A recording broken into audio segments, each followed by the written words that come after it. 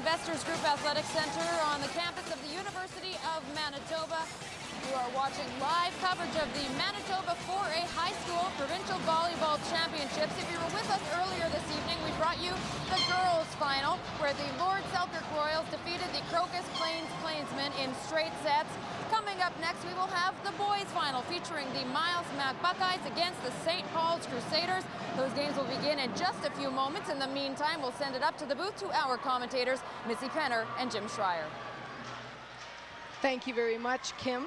As she mentioned that we're ready to take to court with the boys' finals. We just finished watching the Lord Selkirk Royals defeat Crocus Plains by the scores of 25-18, 25-22, and 26-24. Now we've got number 1 and 2 ranked again taken to the court. Miles Mac, number 1, number 2, St. Paul's, and Miles Mac, undefeated season.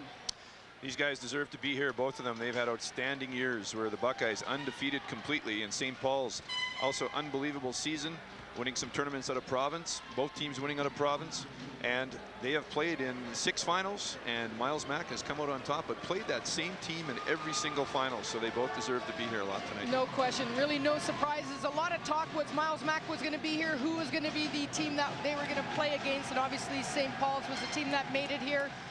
Does that put a little bit more pressure on Miles Mac? I mean, they're undefeated, they beat them every time, and they've got the top 4 players in the province on the same team. They got to be thinking about last year. You know, last year they were ranked number 1 and they lost in that final to Jean Sauvé. This is their year. They got to step it up and prove that they were the best team this season, as they proved all season. That's right, and we'll see if they're in a class of their own by dominating this one, or if St. Paul's, I think for St. Paul's to be successful, they are going to have to start off really strong, maybe catch Miles Mac off guard, and put that immediate pressure on them, make them think about it, and get them a little bit nervous. I talked to the St. Paul's coach, Lloyd Voth, before the game, and he said they've made a few changes. They said they're not a great defensive back row team, so they're going to have a couple of their big guys come off the floor when they're in the back row, and other guys will do serving and try and dig some more balls, because they're going to have to dig, because I don't know if you've seen the Sun the other day, our free press, but it said Stefan Savoie, 6'7", Jason Duraco, 6'6", Dan Penner, 6'6", Justin Peichel, 6'2", Ryan Munt, 6'1", Emery Wells, 6'1". They have no one on the floor smaller than 6'1", and there's some monsters out there. That's right, and Emery Wells, their setter, 6'1". That's a nice size to have. Right now we've got the bagpipes marching the teams on. We've got both officials there, Botus and Terrace Ilkew. There we get a look at St. Paul's in the burgundy color, and in white with green with a little bit of yellow is the Miles Macdonnel Buckeyes. St. Paul's also haven't been here since, I believe, 1988. And I know they beat in that final, it was us. And they had a strong team that year, but they're happy to be back finally in the hunt here.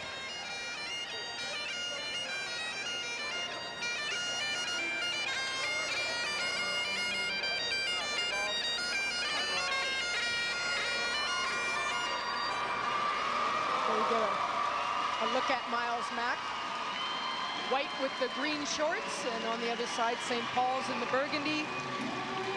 A lot of tradition there at Miles Mac. They're no strangers to this provincial final back in the days of Jim Harrison. Hello, Jim, if you're out there. Hope you're watching your Buckeyes. You're still doing it here. Yeah, exactly. He used to dominate back in the 70s, 80s. Some great fans look in the crowd here. Lots of green faces all painted, and St. Paul's all dressed up in purple. And that's something you always see here at the Provincial Championship. It's a packed gym. This place holds thousands, and it's always packed and loud. The atmosphere is great here always. Everybody starts pouring in halfway through the girls' game, and now look at this place. It's alive, and hardly any seats left in the house on either side. We've got number 1 and 2 ranked teams playing in the girls' final and in the guys' final, and right now they're going to play the national anthem.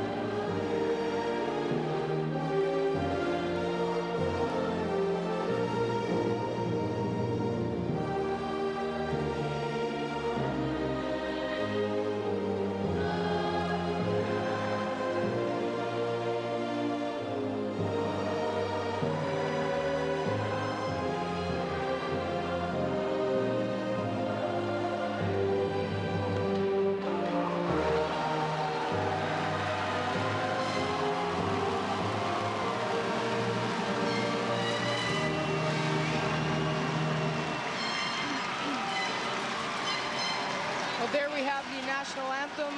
Crowd going crazy here after. Both teams ready to take to court. They're going to do the player introductions right away. We have the public address announcer, Tom Halleck, who will be introducing both teams, starting off with the non-starters and then going to the starters on each respective team. So let's throw it to Tom Halleck. First, the non-starters for the St. Paul's Crusaders. Number 5, Thomas Elvers. Number 6, Court Isaac. Number 9, Adam Reese. Number 10, Steve Burnjack. Number 11, Noah Kozowski. Number 13, Carson Cowenhowen. Number 17, Chris Commission. Number 18, Scott Nelliax. And now, ladies and gentlemen, let's meet the starters for the number 2 seed, St. Paul's Crusaders.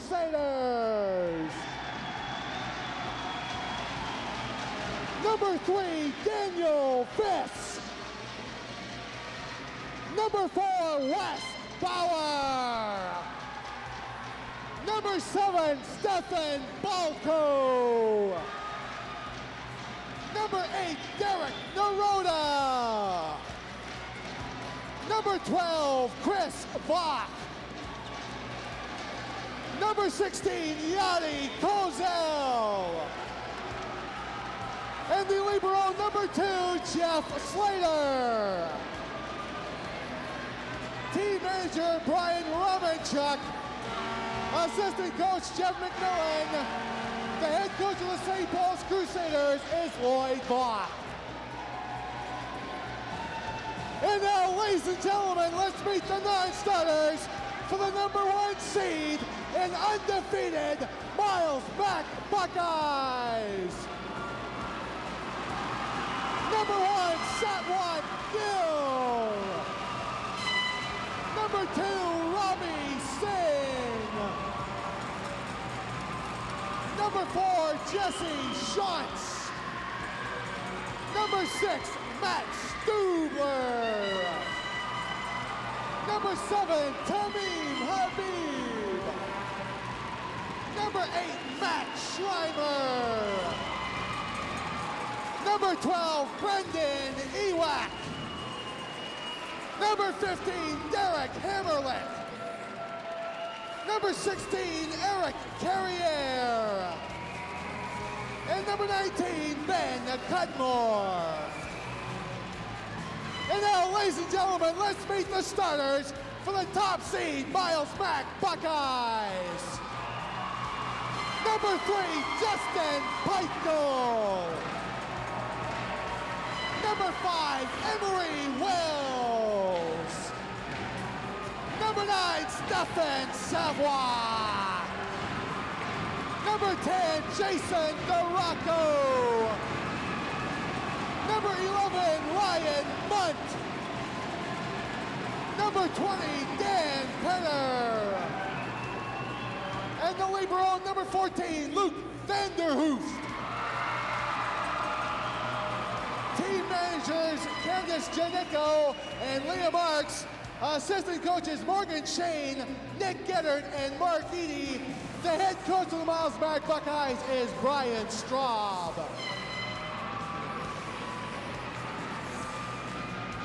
Ladies and gentlemen, here are your officials for tonight's boys final. The line judges, Harv Heinrichs, Nathan Klippenstein, Scott Carrier, and Brent McCoggan. Your second referee, Bowden Ilkew. Your first referee, Terrace Ilkew.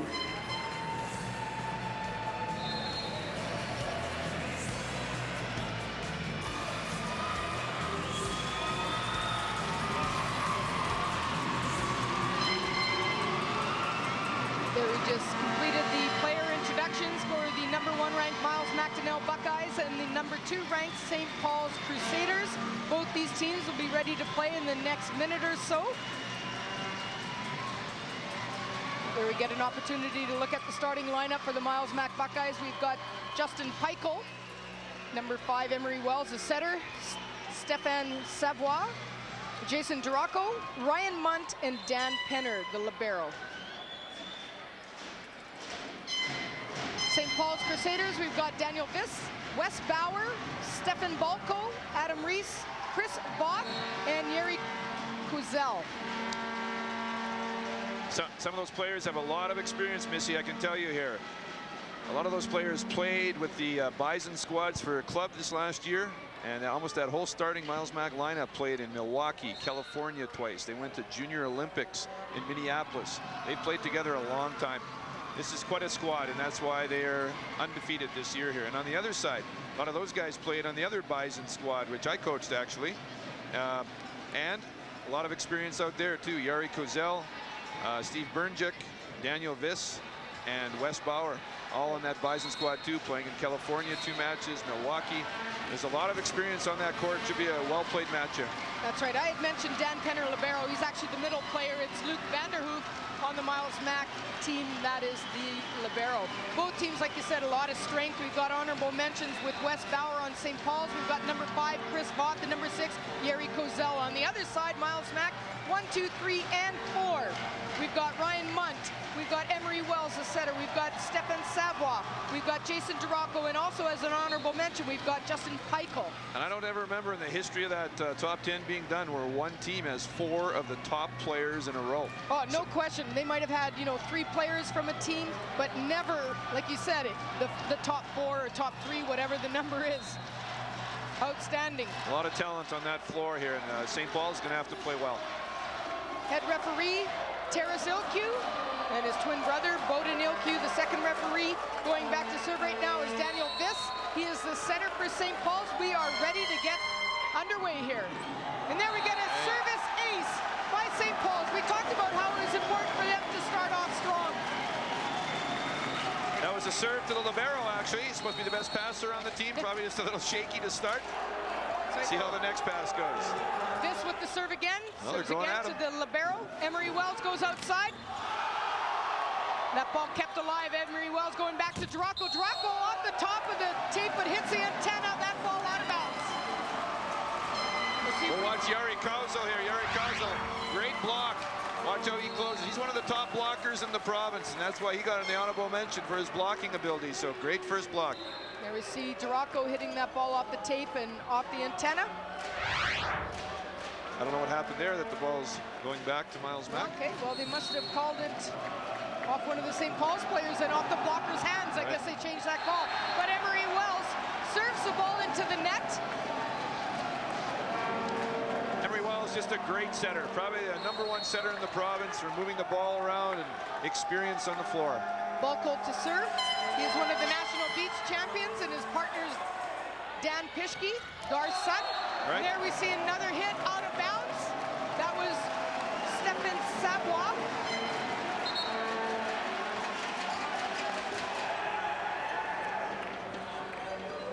Back to serve right now, Stefan Balko.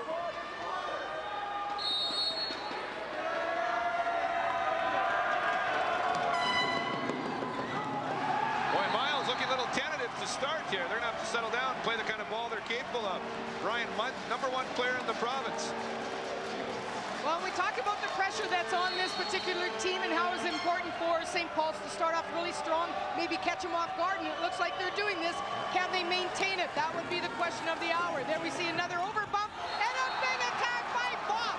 That's Chris Voth, #5 ranked player in the province. Boy, Miles Mack shanking a few balls here, very uncharacteristic. Oh, no question. There we get a chance to see that serve. Savoie bumping that ball over, and Chris Voth making the most of that. Now, what Stefan Savoie was, look at that, passing that ball for, I have no idea. He's got 2 of the best passers in the province back there, and he's a middle player, and he was back deep and passing that ball. Well, Miles Mack calling a timeout here. They trail 6-1. Let's see if we can listen into the Buckeye timeout.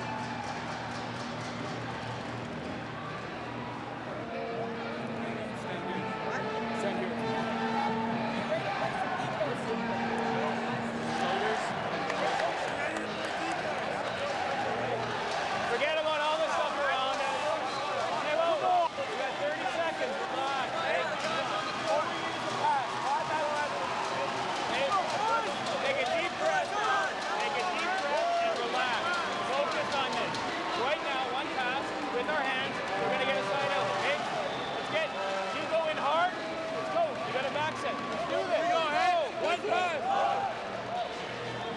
basically he said, take a deep breath and relax here. This is where a coach needs one of those calipers here with a few volts. And just clear. Get them on a few of their chests, give them a few volts, and get them back onto the court here. Paddle them a little bit, shock them. St. Paul's has to be happy with this start here. Oh, no question. It's going to be important for them to maintain this. Because, you know, Miles Mack has a lot of strength there. We get a good pass by Munt. And the tip in the middle by Savoie. Back row attack by Balco. Nice dig there by Vanderhoof. They go outside to Duraco. Duraco plays that nice dig by Balco. This goes out to Voth. Voth with the tip and that score. Chris Voth is a beach player. He has played tons of beach, and you can expect all sorts of greasy shots and corner rolls and tips. There we see this now going outside to Voth. Voth very smart. We saw Dakota in the semifinal have a really hard time stopping Voth, so he's definitely the go-to player. Yeah, Miles Mack talked about how they have to stop Voth, but you got to read Voth. He'll tip and roll and cause all sorts of points against you if you're not watching. There we see another over bump, but a great save at the net by center Emery Wells. Stefan Savoie is their big gun, and that's the first attack he's had here. I'm happy to see he wasn't back passing that ball this time, but he put the ball away, and he's a big gun up there, 6'7". Yeah, you gotta like the size of these players nowadays. That's Munt with the serve. And a huge block. Now that's a big block. Duraco on the right side's about 6'5". We got in the middle, Stefan Savoie, 6'7". If they're closed, you better be doing some wiping or tipping. There's no question. That's a wall. Ryan Munt, #1 player at the serve. Oh, big attack in the middle. That's number 16, Yuri Kozel. Yari Kozel, he's their big gun on the other side. And he says, here, take one right back. Into the game right now, number 10. That's Steven Bernjak. Steve Bernjak's coming out, or into the game, right? Returning in the front. He replaces Derek Naroda. And also into the game, number 5, Thomas Elvers. He came in to serve a lot in the semifinal action. Lloyd Voth said he's going to replace his big players in the back row, so they've been working on other guys playing defense and serving. So that's number 5 here, Thomas Elvers. Nice serve by Elvers, an over bump. Oh, and then we get a net violation. Actually, Miles Mack called for over the net. He tried saving that ball, but it was an over bump. We'll see if we can get a look at this one. Here we get a great serve, and we'll see the bump going over the net. Emery trying to save that one, but clearly reaches over onto the St. Paul side to try and save that one. Miles Mack still struggling with that pass, and there we get a nice attack by Justin Pico. I can't believe how Miles Mack is having struggling passing right now here. They're not giving their center a chance. 10-3, an unbelievable start for St. Paul's. Still serving Thomas Elvers. Vanderhoof with the pass. Emery Wells going to Savoie in the middle, and he scores on the 51. Savoie went across his body that time. He's a smart hitter. If you put up 2 blocks, he'll recognize it and go the other way. Back to serve right now is number 9, Stefan Savoie. Balco with the pass. This goes back to Wes Bauer. Wes Bauer, the son of Lyle Bauer with the Winnipeg Blue Bombers. And that ball being hit out of bounds by Jason Duraco. Jason sent that little bit of an air ball there. Bad contact with his hand. Here we see the set going to the right side. Duraco hitting that ball out of bounds. Wes Bauer with the serve. Nice pass. Emery Wells going to the middle. That was Dan Penner. Dan Penner with the attack in the middle for the Buckeyes. Dan Penner, another big boy for the Buckeyes. He is 6'6". 6'6". You gotta love the size on that side. This going middle. That time, Bernjak is blocked. Miles Mack gets a point. They're slowly creeping back into this opening set. They trail only by 5 now, 11-6. Dan Penner blocking Steve Bernjak there on a 51 attack. Duraco with the serve. Nice pass by Slater. This goes outside to Voth. Voth gets blocked by Penner and Wells. Here we get a look at that last play. Voth going up for the attack. That is a solid block. Wait, when you have height like that, you have every opportunity to penetrate the net, which makes it very difficult for the attacker. When the blockers are closed, you don't have a lot of cross court to hit to. Voth is a smart player. He's got to start recognizing here again. He's got to wipe sometimes, do some roll shots, hit some of his grease jobs to the middle and to the corners.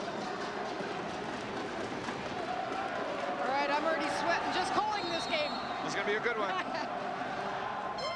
Drocko with the nice serve. This going out to Voth. Voth off the hands of the blockers. He uses Emery Wells, who's front row right now, and one of the shorter players. And that's what Voth is famous for. He'll find a way. Very smart attacker, and he goes back to serve. He's the son of Lloyd Voth, the coach, and also Val Voth, the former UW player. And Lloyd himself played for U of Manitoba. Known for his jump and his smart attacking himself. Miles Mack getting called on a net violation. St. Paul's staying fairly composed here. Still serving Chris Voth, number 5 ranked player in the province. Great serve, but nice pass by Munt. Free ball being put over by Drocko. Places it really well, and a free ball now being put over by Volko. Where are they going to go? They go back to Drocko, who plays it nicely off the blocker's hands. Vis going back row to Voth, and the block by Miles Mack. Boy, some great back row attack there. Seen Drocko from the back row, and then they answered right back with Voth on a pipe. But this time the big block was ready for Voth. It looks like they called Dan Penner on the net on that block, so another point, 14-7, St. Paul's. Great serve by Voth. Oh, nice stick there by Bauer. Can Voth keep it alive? He can't get to that ball. That was almost out of the gym. Boy, Voth is booming those serves, though. Those are 2 well-hit, hard-hit serves. Back to serve is Justin Peichel. Justin Peichel, an honorable mention in the top 10. Nice jump serve. Slater, no problem with that pass. Vis going outside to Balko. Balko, and that's Vanderhoof with the dig. Nice dig again by Bauer. Can't keep it alive. Voth can't save the second ball.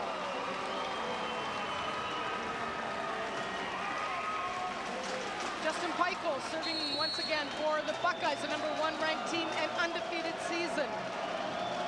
Looking to capture the crown this year. They lost last year in the final, and he serves a service ace. You see in the corner there, Wes Bauer was hitting again. He's not one of the passers. Voth looked back and unfortunately it almost landed on Bauer's feet.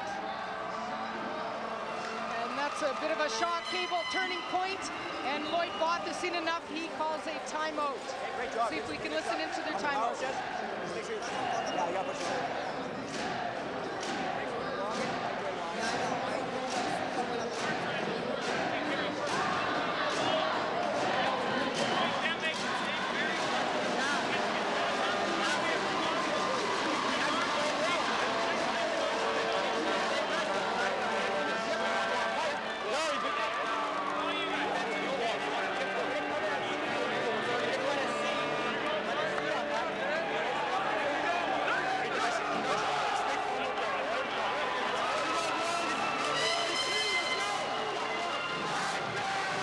Couldn't really hear that timeout. It's pretty noisy in here.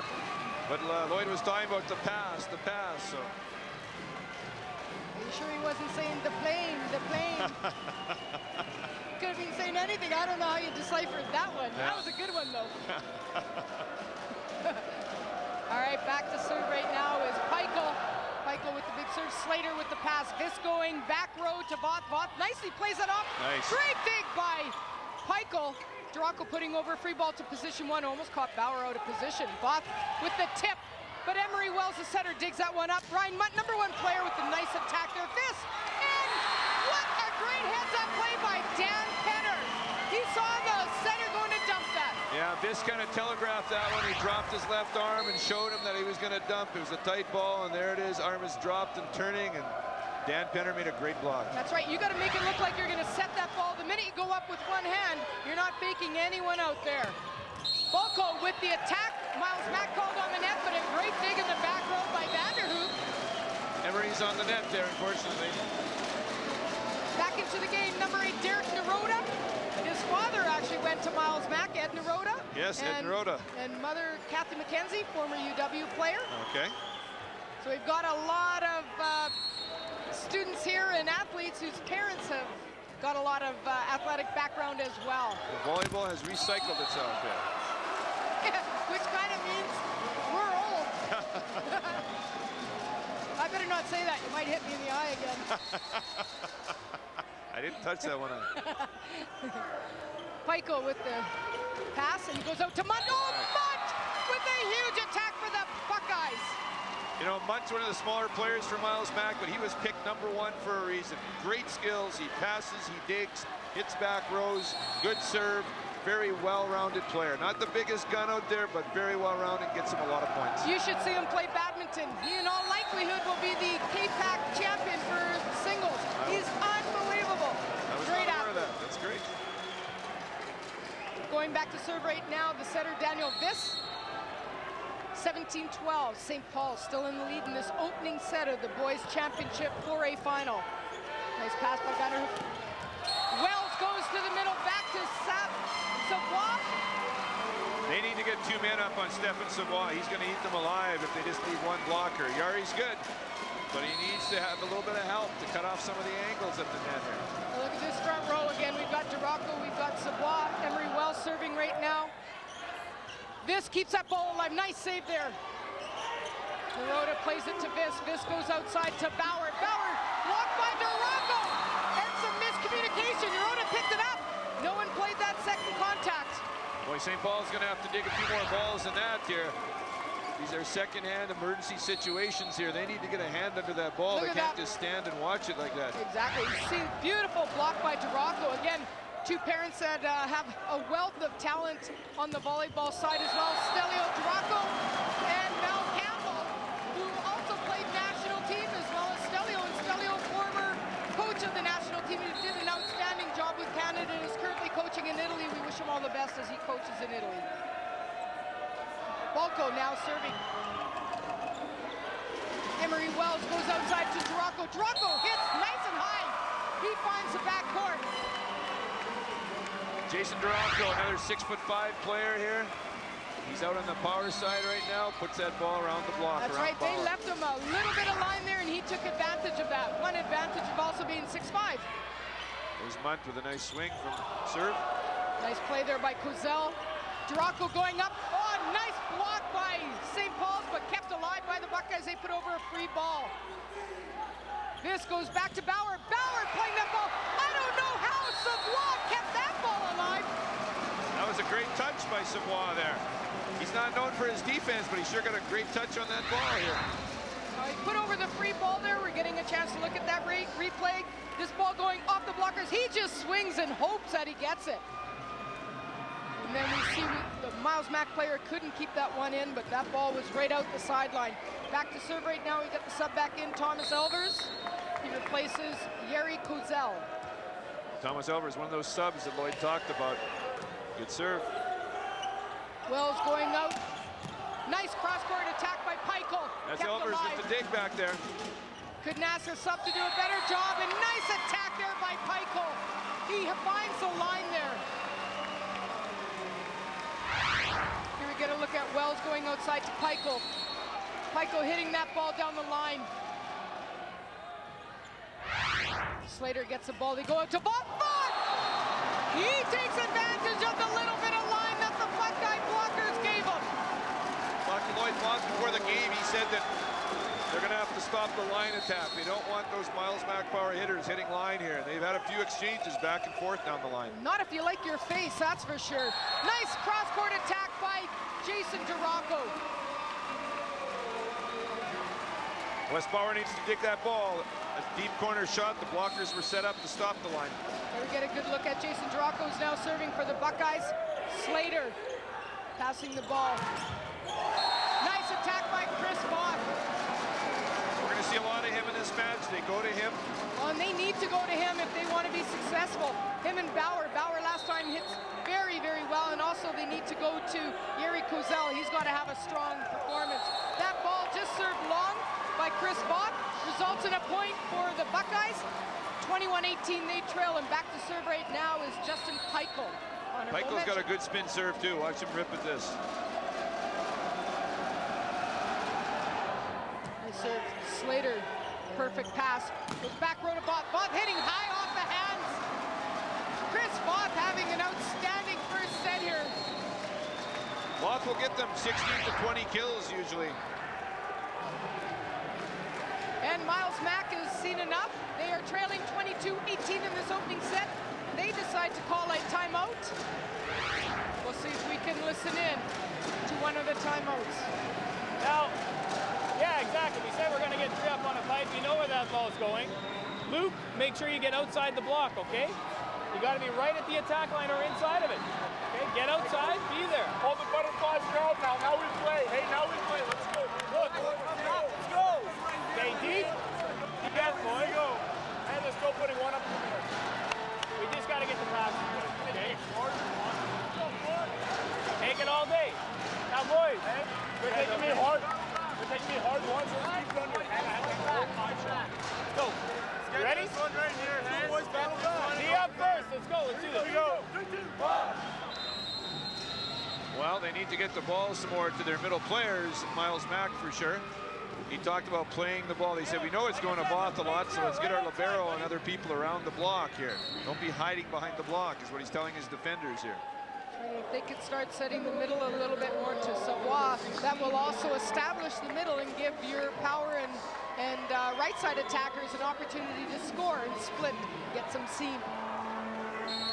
Back to serve right now, Derek Naroda. Vanderhoof with the pass, Emery Wells going outside to Ryan Munt. He's blocked. That was Kozel with the block.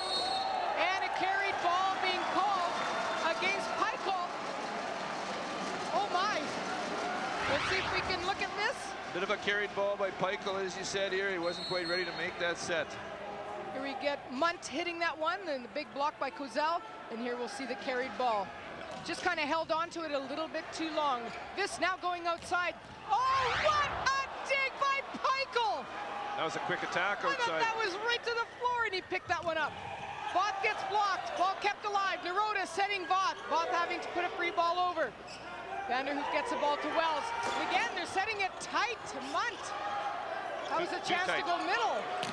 And Voth hitting that ball out of bounds. Voth looked like the ball was behind him. We'll get a chance to look at this last replay. Draco hitting that ball.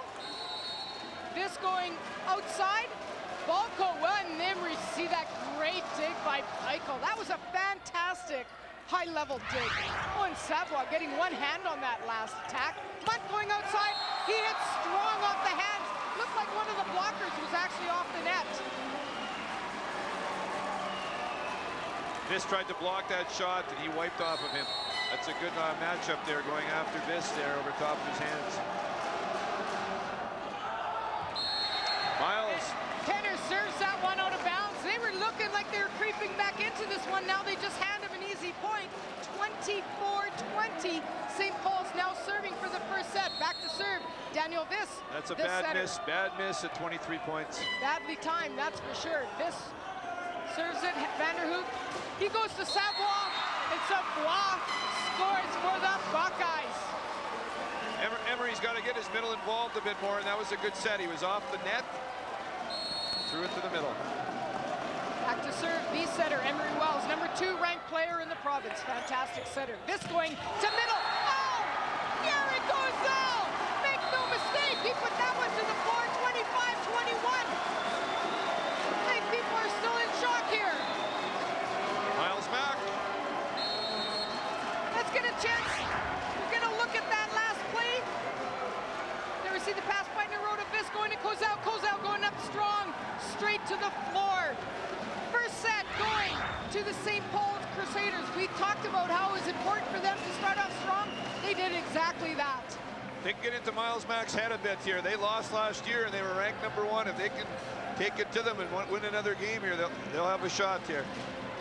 All right, make sure you stay tuned for the rest of the boys championship final. We're just going to take a short break.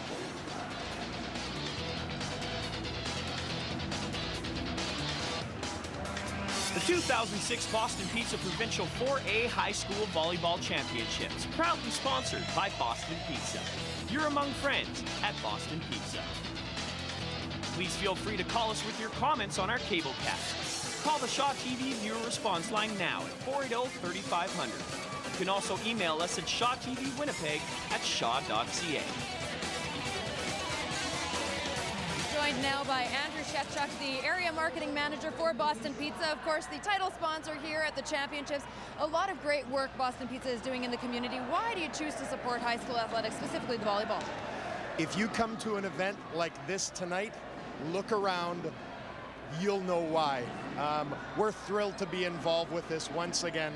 Morris Glimsher does a great job with Manitoba High School Athletics. The teams that are involved tonight, the three-peat with Selkirk, we're thrilled for the Selkirk team. Great athleticism, great sportsmanship between the two clubs. Now tonight, right now, right behind us, we've got a heck of a match between Miles Mac and St. Paul's. Okay, who will win? It looks like it's going to be really exciting finish to this one. So we're very thrilled to be involved once again. Well, there certainly is a great atmosphere and a great crowd here in the building. I know we've had you on Shaw TV in the past talking about Boston Pizza's Have a Heart campaign around Valentine's Day. What else can we expect to see BP involved in the next little while? Valentine's, I guess, about 3 months away, so anything between now and then? Well, right now we're just in full gear with our gift cards for the holiday season. So we're very busy with that right now, and we'd love to see you down. But tonight, we want to let you know, watch this tonight. You're going to have a terrific match. This is sport in its purest form. Terrific, motivated by just the love of the game, and that's why we enjoy this participation. And if you look at the crowd, they've got a packed house here tonight, and it's great to have the support of Shaw TV to help out with this event. Well, Andrew Shevchuk for Boston Pizza, thank you so much for being here tonight. Very good, thank you for having us. And we're going to send things back up to Missy and Jim in the booth. Thank you very much, Kim and Mr. Shevchuk, the rep for Boston Pizza, and we thank you for all your support with high school athletics. Those guys are great, as I said in the first match here. They'll always help you out. If you give them a phone call, if you got a Boston Pizza in your area, they'll give you a player of the games. They'll do all sorts of stuff for you. So great people to work with. And like you said, it's sport at its purest form, and they love it. They love high school sports, and they're great people to work with. Well, I mean, it doesn't get any more exciting than this. You know, I mean, it's packed here. The crowd's crazy. You know, students come from their respective schools to support this. Other volleyball players, former players, parents, families, you name it. Everyone's in this gym here, and that's why it's as loud as it is. And then those that unfortunately couldn't make it are getting an opportunity to watch us on Shaw Cable. So here's game 2 starting here. Miles Mack starts out with a point, but interesting that St. Paul's came out that big to start. They're going to need to keep pushing. And Miles Mack starting off strong here with the good serve by Emery Wells. There was an overbump by St. Paul's, resulted in a block by Munt. Here we get Wells, nice set. He had to turn sideways for that one to stay off the net. And Savoie put that one to the floor. We'll see if we can get a chance at that last play. There we see Savoie with the dig. Wells having to turn sideways. That's a great advanced play. Stefan Savoie likes hitting to position 1. There's 6 different positions on the court. He likes going back to that setter's position. They have to be aware of that and take some of those balls. That was Jerry Kozel with a big attack for the St. Paul Crusaders. Back to serve right now is the setter, Daniel Viss. Both setters doing a very good job running the offense of their respective teams. That's pass a little tight, but oh my Lord. I just said that he likes going to 1. He just put that ball over top of the block to position 5, so great hit. Big boy. Emery Wells reached nice and high to save that, but Savoie at 6'7" just pounded that ball. Munt with the big serve. Savoie with the attack, but then Kozel with the attack, Savoie with a huge block. Those two are teammates in that Bison squad. They both started opposite one another, so you'll see those two having quite a rivalry on the floor. Kozel and Savoie. Ryan Munt with the serve. That serve just outside the back line.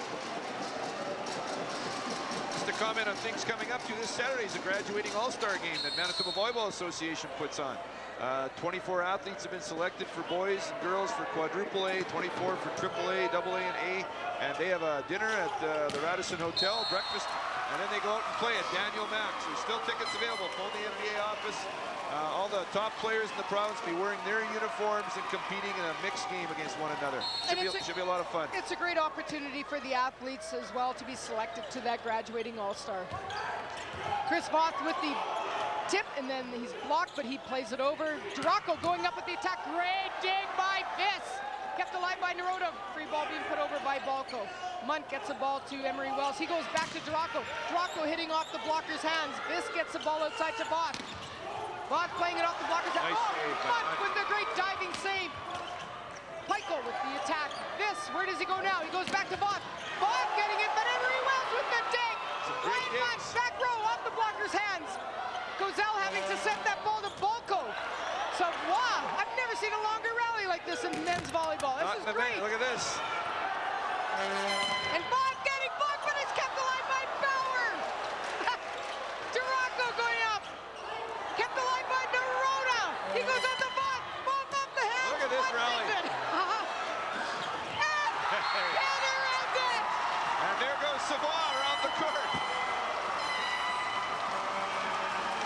The replay, what a rally. Here we see Voth going up. It goes off the blocker's hands. Munt digs that ball up. Every Wells goes back to the middle end. Penner ends the longest rally in the history of men's volleyball. They say that the average rally in men's at the Olympics is 2.3 seconds. 2 seconds, 0.3 and tenths of a second. And here it was. That was the longest rally I've seen, like you said here. That was incredible to have that many turnovers back and forth here. Exactly, and there we just saw a free ball being put out of bounds by the Buckeyes. Just went a little bit long. They lead 6-2 in the second set, but trail 1-0.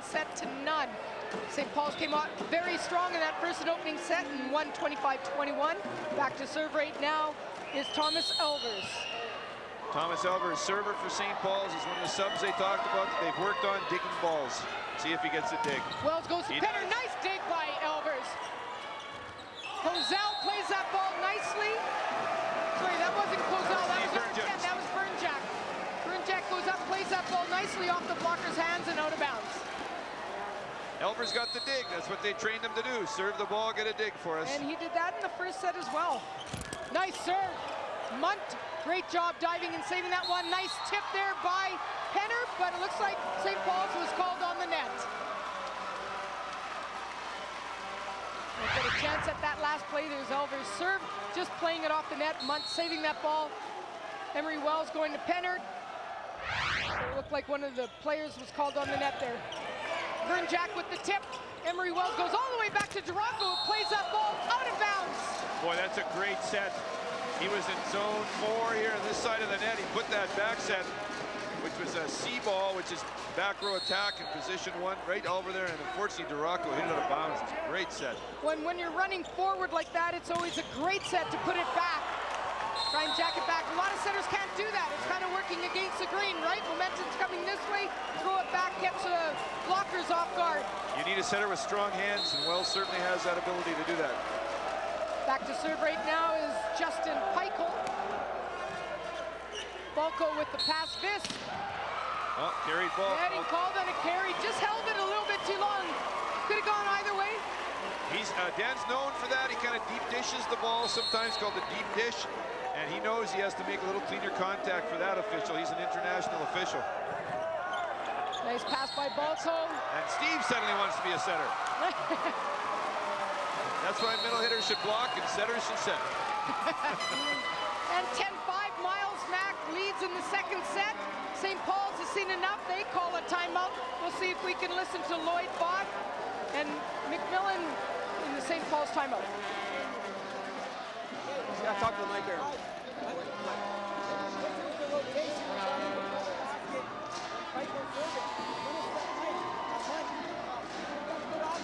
Back here, they're not going to block him back here. If we don't get a great pass, we go C-ball. Okay? Guys, go. They don't want it. What do we do in the first set? We're going to hit the ball. Right here. You get ready for C-ball here. You're ready all day long.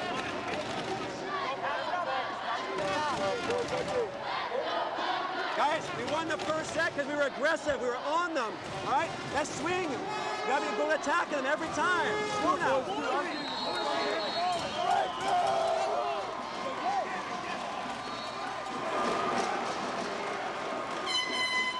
Lloyd was giving him some information about the C-ball stopping it. Then we had Jeff McMillan come in and just talk a little bit about why they won the first game here. They were aggressive, and they've got to keep being aggressive here. Nice combination of coaching team there. Both those two have worked through the season well together. Lloyd Voth and Jeff McMillan. Back to serve right now, Justin Peichel. He puts out to Slater. Slater's parents also went to Miles Mack. Jim Slater and Gloria Parsons, so Jim also a volleyball player himself. Nice save by Gonna Bauer. get Balko. Emery Wells now goes outside to Munt. Munt hits that ball into the net. results in a point for St. Paul's. That ball a little tight to the net, and I think Munt was trying to cut it back. Nice save there by Bauer in the back row. He had a strong, very strong performance in the semifinals against Dakota. Emery Wells going up now, right? Gets that ball, great dig by Slater. Oh, nice save by Voth. And Munt, oh! Look at this. Oh! Boy, that libero is earning his money back for St. Paul's here. Oh. St. Paul's libero, Jeff Slater, incredible defense. No question, look at this, one hand. Gets that ball up, Chris Voth puts this one over, and he does it again in the same rally. We're gonna see this ball being hit to him again by Munt. One-handed dig again, and then the free ball just forced out of bounds. Boy, oh boy, great rally. Slater digging some balls in the back court for St. Paul's. Well, and obviously why he's donning that white jersey in the libero. With defense like that, couldn't have picked a better candidate. Emery Wells pushing that one deep, but Slater picks it up. Free ball being put over by Voth. Rocco passes to Emery Wells. Ryan Munt goes up strong. Huge attack by Munt. That was in the seam. Burnjic didn't quite get far enough over. He left a bit of a seam, and he went right between it. Let's take a look at that last play. See the ball being saved by Viss. Free ball being put over by Voth. And Miles Mack makes no mistake here. Ryan Munt, #1 player in the province, hits that ball straight to the floor. Not much defense can do when it comes down with that speed. Into the game, Roddy Singh. Voth passes the ball to Viss. Viss with the setter's dump. Much better job that time, but it was also a faster pass. Nice soft touch over the net. He didn't give the back court much of an opportunity to play the ball. Dan Viss, set for one of the Bison juvenile teams that were traveling all over the U.S. last year, club season. Back into the game, Yuri Kozel, as well as Derek Naroda. Naroda with the serve. Savoie with the pass. They go back to Duraco. Duraco hits that one cross court and just finds the corner. I can't believe that Savoie is passing that ball again. He's almost back to the very end of the court here, making that pass here. If I was a passer, I'd throw him out of there. Emery Wells with the serve for the Buckeyes. This going out to Bolko. Hitting the ball off Duraco's hands and out into the crowd, getting the crowd into this game. They may have a hard time getting that ball back. That's a rowdy-looking crew over there for St. Paul's. A lot of people dressed up, instruments here, garbage can lids, drums, you name it. People not even sitting, they're all standing up on the sides here and chanting away for their home team. It's great. Back to serve Daniel Viss, the setter for St. Paul's. Pico gets the ball to Wells. Savoie in the middle. He tips that ball right to the middle of the court. Miles Mack seems to be bearing down now. They're starting to control their side of the court a little better. Well, St. Paul's caught him off guard, put the pressure on him immediately. But Miles Mack regrouping, having a much better second set. And another carried ball called against the setter. That can be very frustrating for a setter when they're getting called on a carried ball. Yeah, setters are supposed to have the nice touch, and if they keep getting called there, they get a little bit of doubt in their mind here, how they can handle the ball. Exactly. Back to serve right now. #1 player, Ryan Munt. Naroda with the pass. This going to, that's Kozel. He finds the back line. Quick arm swing, 51 attack, 5th section of the net, 1 feet high, and Yuri puts it to the ground. Stefan Balko serving for St. Paul's. 59, Miles Mack leads. Vanderhoof with the pass. Wells going to Duraco. Duraco hitting the ball off the blocker's hands, but it also looked like St. Paul's was on the net there, but that ball went out of bounds off the block. It's a great set by Wells again. Hard to read, put that ball right backwards at the last second. Nice little flick of the thumbs. Now going back to serves, Stefan Savoie, 6'7", #3 ranked player in the province.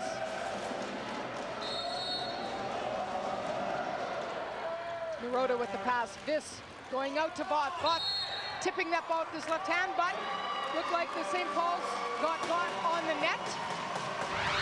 Timeout being called by St. Paul's. Here we'll get a chance to see what happened here. What looked like the middle player, that's Kozel, got caught on the net. And we've got a timeout being called by St. Paul's. Let's see if we can listen into their timeout.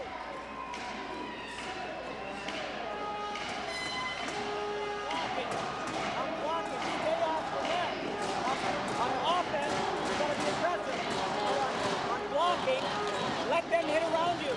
Our defense. When Jay is hitting the seagull, you guys gotta swim back this way. The middle guys try to only on sneak. Only on sneak. Now, okay? The no Jay likes to hit it this way. Okay? They need to be more disciplined on defense and be a little more disciplined on blocking. And guys, stay aggressive on offense. All right? Boys on the corners, we're falling off the tee line. Stay on the tee line there, right? Don't leave it. Stay disciplined here.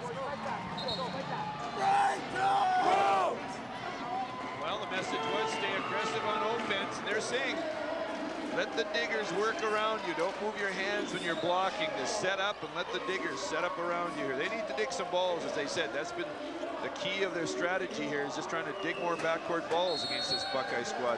Try to take an area away, let the defense do the rest of the job. There we get a nice save by Vis. Kozel keeps that ball alive. There we get Penner setting Draco. Draco hitting that ball deep, but unfortunately just goes long. Yeah, he wasn't prepared to hit that. He sort of went straight up and hit the ball out of bounds. They have a nice lead, though, 17-10 in the second game. Again, these two teams have met in every tournament final this year. Miles Mac winning all of those, an undefeated season. Currently ranked #1, and they're up against #2, St. Paul's Crusaders. Back to serve right now, Thomas Elvers. Peichel with the pass. Emery Wells with the set. Peichel with the attack. Great save by Elvers. Back row to Balco, blocked by Penner. This going back to Bauer. Bauer hitting off the block. Wells saving this ball. Back row attack by Munt, kept alive by Bauer. Free ball being put over by this. Wells goes middle to Penner. Penner is blocked this time by the St. Paul Crusader blockers. Yeah, Burchak had a great block there. He read it properly that time, stuffed it and put it to the ground. There we see Vanderhoof passing the ball. Penner with the middle attack, but that blocked by, as you mentioned, Burnjack. Libero for Miles struggling a bit here at different times here. They're going to need him to be a little more solid. Grade 12 libero Luke Vanderhoof. Elvers, much deceiving serve. He almost jumps and does a float serve. He really places it nice. Huge block there by Burnjack and Bauer. Steve Burnjack, another big player at the net there, needs to do his job, and that's the block. And he did. The B team, Burnjack and Bauer, the big block. Wells, goal! Boy, oh boy, what an attack. 6-6 Dan Penner. No mistake there. Let's get a look at this one. Great set by Wells. Penner putting now. The scary part about that, he's the only grade 11 Dan Penner here. What an attack here. One of the few grade 11s on the Miles Mac team. Wells going outside to Peichel. Peichel pushes it deep, kept alive by Vis. Volko putting the free ball over. Wells going to Draco. Draco blocked. That time by Voth and Burnjack. So Burnjack really coming up strong in the front row, blocking for St. Paul's.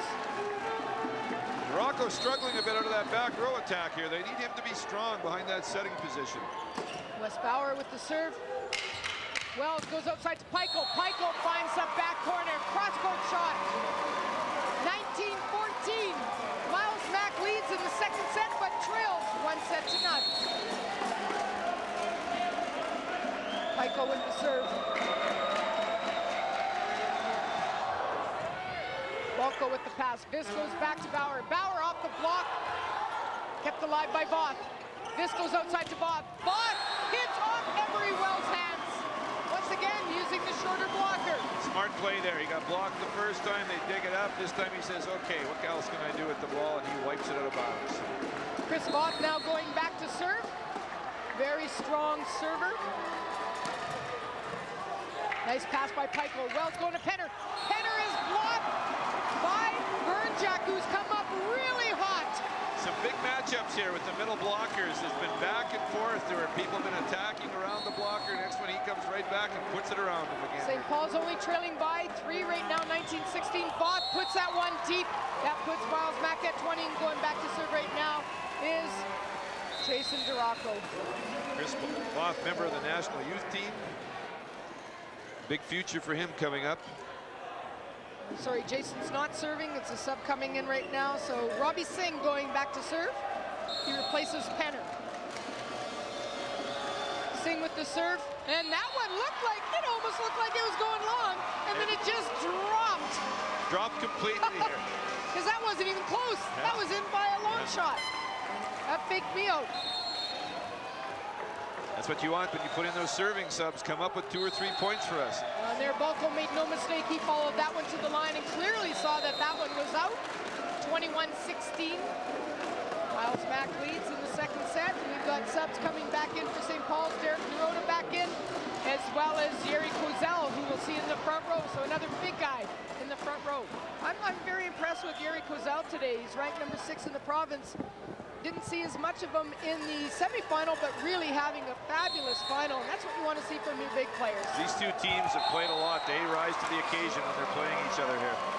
And a lot of them play outside of this, or their respective high schools together, so they're friends as well. So it's a nice rivalry. It's a nice rivalry out there. Emery Wells with the serve. Nerota gets the ball, gets it to Balco. Balco with the attack dug up by Vanderhoof. Goes out to Duraco. Duraco gets blocked. Nice attack. Going out to Ryan Munt. Oh, and again, Kozel with the big attack. Ryan Munt with this set, but a free ball being put over by Peichel. Voth gets the ball to Vis. Goes outside to Balco. Big dig by Peichel. Ryan Munt goes up. He plays it off the blocker's hands. See a bit of a matchup there again. They're trying to go after Vis, the center. He's one of the shorter players out there. They're trying to wipe off him. Here we see and Ryan Munt. And it looked like Kozel was looking at Vis, but it looked like it went off Kozel's hands. Kozel with the big attack. Emery Wells digs it up.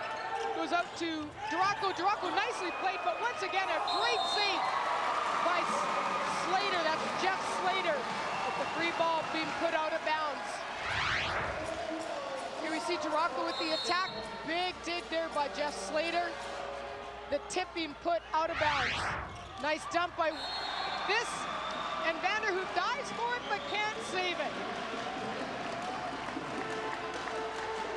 I'm impressed with this Crusaders libero there. He's digging a lot of balls, gets a lot of touches, which are way out of his zone, which is emergency defense, which is great to watch. That's right, it's those last second digs, which is what you want. A lot of players give up on that, but as long as you try, there's always a chance. There's a nice dig by Vis. Bauer setting Voth, he puts over a free ball. Emery Wells having to play that first ball. Duraco goes up, hits the ball hard, and finds the backcourt. 25-18 right back. We're in for a match here, 1 game apiece. Miles Mack taking the second one, 25-18. We are all tied up in sets. St. Paul's taking the first one, 25-21. Miles Mack responding nicely with the 25-18. Well, this will be interesting. See how game 2 starts out. You know, a lot of times they say anybody can win the first game on motivation, some adrenaline, some of the nervousness of the other team. We're going to need St. Paul's to get back into that first game here and cause some serving problems or servicing problems for Miles. Get some key blocks here and there. They're going to have to start playing. No question. Well, stay tuned as we go to the third set. We're just going to take a short break.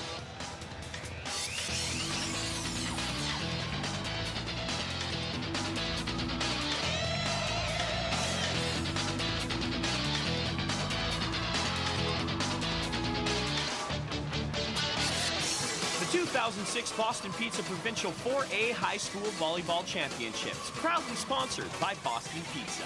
You're among friends at Boston Pizza. Please feel free to call us with your comments on our cablecast. Call the Shaw TV viewer response line now at 480-3500. You can also email us at shawtvwinnipeg@shaw.ca.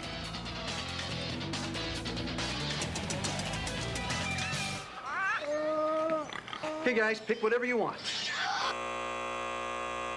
Okay, guys, pick whatever you want. It's not wrong if you're in the right place. Boston Pizza. You're among friends. break, I am joined by John Blatcher, the Director of Operations for Team Canada Volleyball. So some very exciting volleyball action here tonight. The fans are having a great time, but there's a lot more volleyball action here in Winnipeg coming up in the next several months. Tell us what we can look forward to. Well, most definitely, it's a great crowd. It's a crowd that we hope that we could get out at some of our locally operated Team Canada events. We have 2 events coming up this coming year. One of them is the World League of Volleyball. Our men, after a 6-year absence, are back in the World League. They play the last weekend on June 29th and 30th at the MTS Center against Korea. It's going to be very exciting, very good opportunity for the men that getting back into the World League. Another event is the NORCECA Women's Championship. It's the beginning of the Olympic qualification process, and it's being held here at the University of Manitoba Investors Group Athletic Center, September 17th to the 22nd. It's a competition that we're looking forward to, and like I said, we're looking forward to some crowds like this out at that event. Well, they're both a little ways away, but folks definitely can plan ahead for that. Now, I know some very exciting stuff with the men's team. Tell us about that. The men just came back actually today, arriving in Winnipeg at the airport, finishing 11th at the World Championships in Japan. I believe it's a best ever result, one we're very proud of, and one we're looking forward to them building on in the future. Excellent. Well, John, we're going to let you get back to your seat because the action's going to get going back here in a moment. Thank you. Thank you. And we'll send things up to Missy and Jim. Thank you very much, Kim and John, and congratulations to the Team Canada men's team, who narrowly missed out on actually advancing to the top 10, losing, I believe, in 5 to the USA. We got a new coach in place, Glenn Hogue. He's been doing some good things with the program there, and they definitely are excited about playing for him, and they're definitely doing well. It's a great start for that national team with the new head coach in place there. And Johnny B, nice to see him, former Selkirk alumni, played for me back in the years. There you go. And now with Team Canada. He does a great job there. Munt with the last attack. Emery Wells going back to Munt, #1 player. He plays that one off the net, and Volko could not control that dig. First point goes to Miles Mack. He's got a lot of shots outside, Munt. That time he cut the ball right around the block, very sharp. Back to serve the center. Emery Wells, #2 ranked player in the province. Served a little ahead of the whistle there. Yeah, it was a reset. I think the whistle wasn't blown yet. We get a look at head referee Tara Zilku. Well, they got Yari Kozel lined up with Stefan Savoie. We'll see here. Oh, nice dig there by Wells, but couldn't control it. Kozel scores. Quite a matchup, as we said. Yari there putting the ball past Stefan, but watch this. Emery will probably go right back to Stefan because they just let those two duel away here at the net.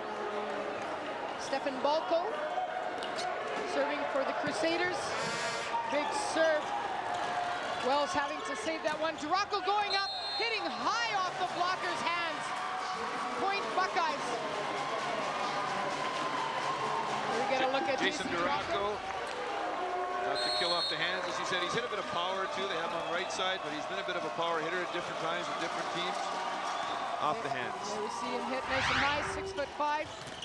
Nice block by Savoie and Peichel. Peichel like that one. That was Wes Bauer there trying to go line, and the boys put a stop to that. Back to serve, Ryan Munt.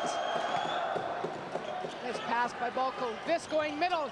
And he plays that nicely as the center was running in there. Wells went off his hands and out of bounds. Yari Kozel getting a lot of points for the Crusaders. Back into the game, #5, Thomas Elvers. Takes out Kozel. And also into the game is Burnjack. He's front row, so we'll see if he can remain hot. Blocking in the front row for the Crusaders. Elvers with the serve off the top of the net. Wells goes to Savoie, kept alive by Bauer. They go back row to Balko. Balko just finds that sideline. Balko with a pipe. Back row attack right up the middle. There you see Savoie with the tip. And now the attack by Balko. He just places it nicely on the sideline. Vander, it's a ball. Duraco with the attack. Oh, nice dig by Elvers. Free ball being put over by Vis. Wells goes outside to Peichel. Peichel, another dig by Elvers. Boy, Elvers doing a great job putting the free ball over. Balco gets the ball to Vis. Vis going back to Bauer. Bauer with the tip. Kept alive by Vanderhoek. And a big attack by number 10, Bernjack. But he hits it out of bounds, but someone must be called on the net. Linesman called it out. Yeah, the referee called it somebody on the net there. Boy, Elvers is digging some balls for St. Paul's. No question, he is definitely going beyond the call of duty in his role tonight. It's nice to see that ball hit out of bounds by Savoie, that ball behind him. Couldn't control it. Emery putting that ball behind him. He had no chance to hit that ball. I mean, Savoie probably over-approached that ball as well. Should probably stay off the net. Elvers still with the serve. Peichel gets the ball to Wells. Savoie blocked by Voth and Bernjack. Oh my, this is the St. Paul's Crusaders we saw in the first set. They lead 6-3. Great block for Steve Bernjack. He's got Savoie on him, big hitter, and he blocked him that time, read him which way he was going and put the ball to the ground. Elvers again with the serve for the Crusaders. Peichel gets a ball. He goes with the attack and hits the antenna. That's out of bounds. Point, Crusaders. Miles Mack, a few unforced errors here, making errors on their side. Well, they're certainly letting St. Paul's back in this one. They've seen enough. They call a timeout. They trail by 4, 7-3. Let's see if we can listen to Coach Straub and let the Buckeyes. All you guys, let's go in here. Look at us right here. Okay? Mentally, boys. Who cares about calls? Who cares about anything else? You guys got to play every point. Make everything you can. If it's a bad pass, let's put the ball over there. Let's be smart. Twice that whole rotation. Now let them go. Runs, man. You gotta stop their runs right now. Let's go in hard. Now, Peichel, easy pass, eh? You had a good pass. That was nice. Now let's make sure. Put the ball in the court. We make them make the errors, boys. That's all we got to do. Okay? One pass. Relax. Take a breath. Let's go. Peichel's passing well for the Buckeyes, actually. There is some hitting errors going on here by the Buckeyes. We've got to keep getting the pass to the center, give Wells an opportunity to run the offense. But back serving right now for the Crusaders and doing an outstanding job tonight is Thomas Elvers. Yeah, he's having a great game for Crusaders. And another nice serve. Wells going back row to Munt. Kept alive by Vis, the center. Bowers chasing that one down and a free ball being put over by Balco. Wells going outside to Peichel. Peichel just slams that one through the blockers. That time the block had no penetration. Bernjack went up but did not penetrate the net, so it came off his hands and down the Crusaders' side of the net.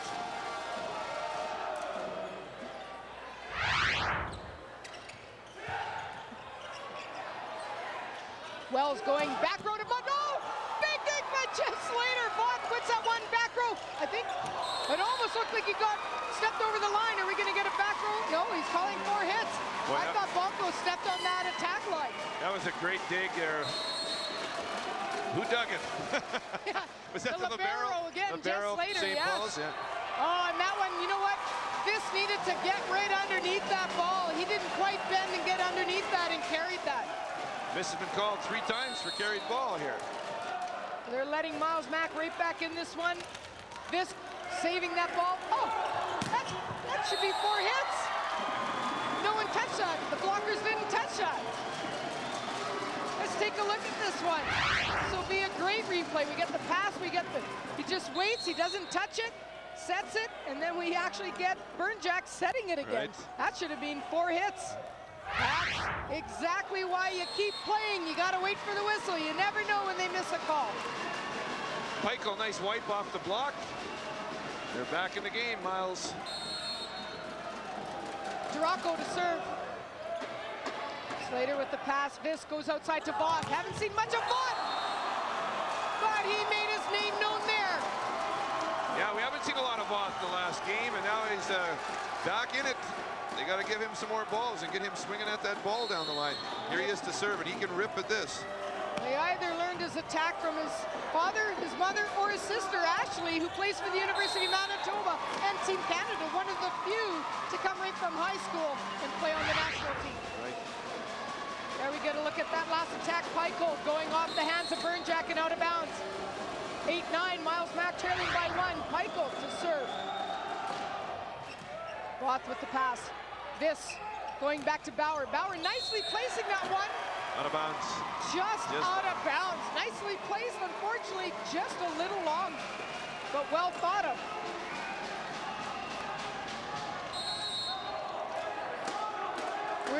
We are all tied up. 9 all here. Michael with the serve.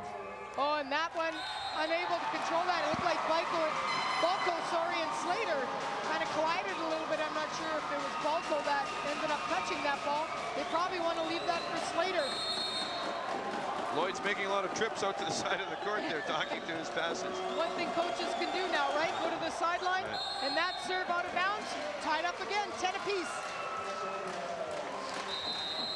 Tied up in the third set, tied up in sets, 1 apiece. Just looking at one of the signs at the crowd, says Voth has more kills than Rambo. That makes him very scary. Yeah. 10 all here. Naroda with the serve. Emery Wells having to go up high. Oh, nice block by Kozel. He read that one all the way, kept his eye on Munt. That was an interesting play. They ran a 31 and tried to bring the power hitter over top, and Yari was waiting for it and stuffed it to the ground. Good read by Yari. Naroda with the serve. Vanderhoef with the pass. Ryan Munt. And again, blocked by Kozel. Yari Kozel is one of the top blockers in the province for high school, and he certainly is showing that tonight.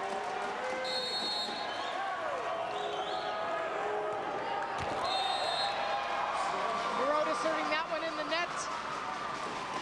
12-11, St. Paul's in the lead in this third set. Back into the game, Robbie Singh. Robbie Singh last time had that deep ball that dropped on the court. Let's see where he puts his serve. And it ain't over till the fat lady sings.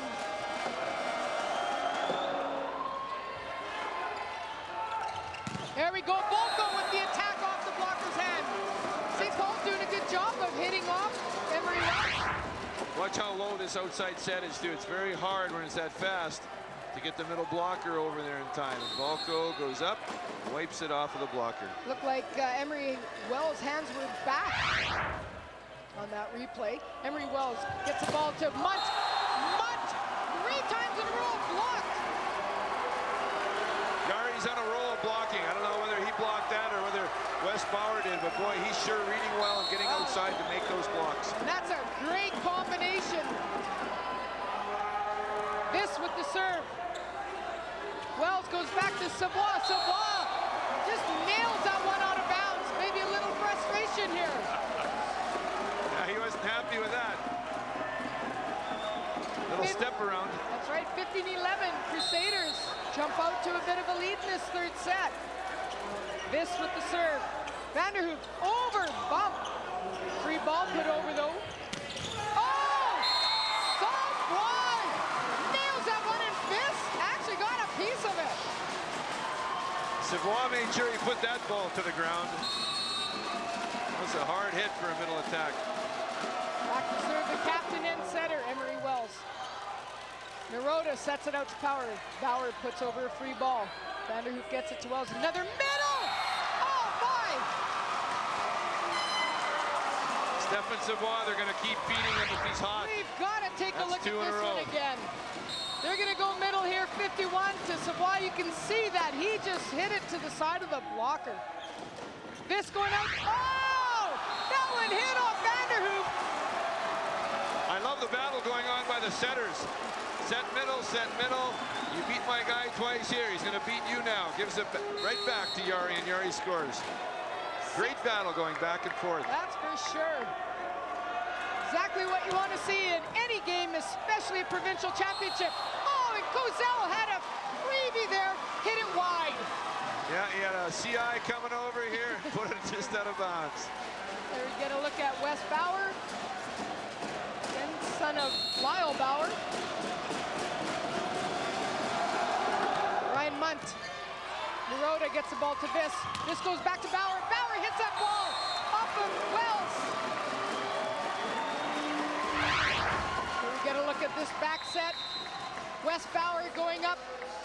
blocker was actually a little bit late closing, and he took advantage of that. 17-14, St. Paul's.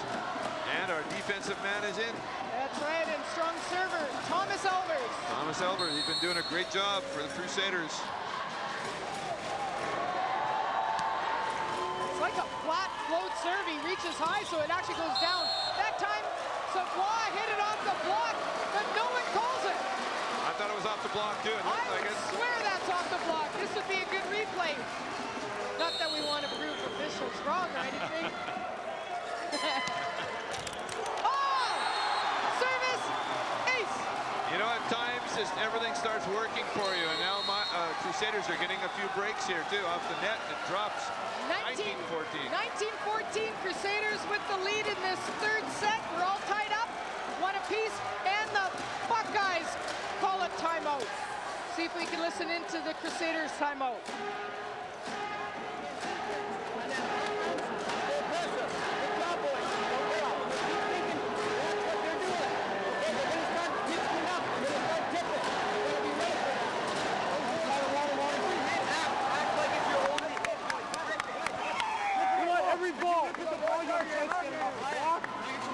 Be smart, don't hit it out like I did.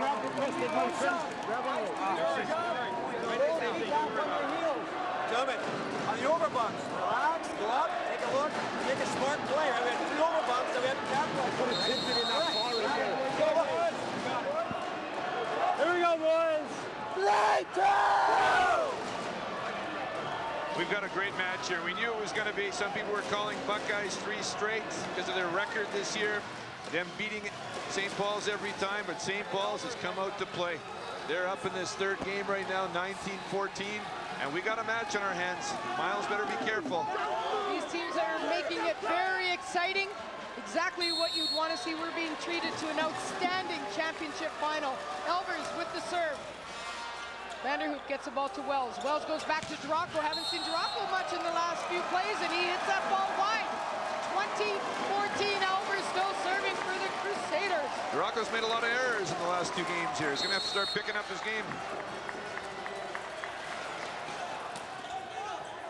Vanderhoop gets the ball to Wells. Wells going once again to Duraco. Duraco! Oh, that was almost in our hands. We almost had that one. Duraco made no mistake that time. We didn't call the ball. Here we get a chance to look at this attack. Goes back to Duraco. Duraco hitting that ball, goes off Elvers, and he shoots it right up to our booth. We were waiting for Kim to dive for that one. Oh, Voth gets blocked by Duraco and Penner. Kept alive. Bauer goes up off the blocker's hands. Wells goes outside to Pico. Pico nails it off the center fist. Miles Mack, last 2 plays in a row, hit the line. Duraco line back set, Pico line power.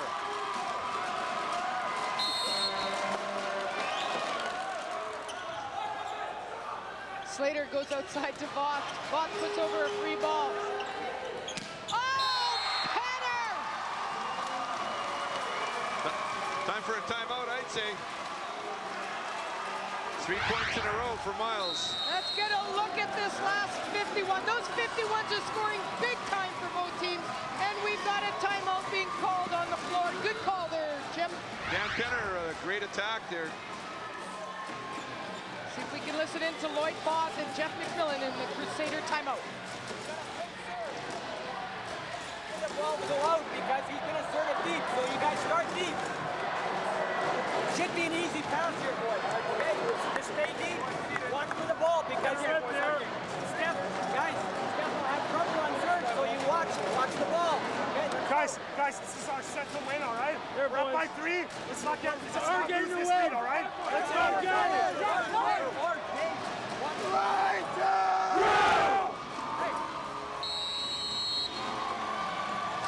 Lloyd talking a little bit about the passing here. How he's serving a deep ball, said it should be an easy pass. Sometimes easier said than done. It's a tough float, but it's exciting. You can see the coaches are intense, trying to be heard over top of this noise. Balco with the pass, gets it to Vis. Vis goes middle. Nice take by Wells. No one can play it off the net, though. Steve Bernjuk across the body shot against Penner. Good middle jousting back and forth. I think St. Paul's Crusaders, their middles have done a much better job tonight than I saw the other night. That's what they needed to do against the Buckeyes. Duraco places that one, dug up by Bauer. Vis goes out to Voth. Voth having to put over a free ball. Penner sets Duraco. Duraco going off the hands. Big dig by Jeff Slater. Goes outside to Voth. Voth gets blocked, but Buckeyes cannot control the attack. Crusaders are doing a good job in the back row, just getting to play balls up off of the touches on the hands and controlling it and still taking a swing. Good transition ball. Oh, and that ball looked like it was hit out of bounds by Peichel. Boy, St. Paul's 2 points away here. Holy smokes, talk about responding here. 23-17. They lead in this third set. Bauer with the serve. Nice pass by Munt. Wells goes out to Peichel. Look at Peichel this. tries to save it. Oh, my. Boy, oh boy. Miles Mack. There we saw that ball unable to be saved along the net. Very tough to get that angle. Wells goes outside to Peichel. Peichel off the hands of the setter, Vis.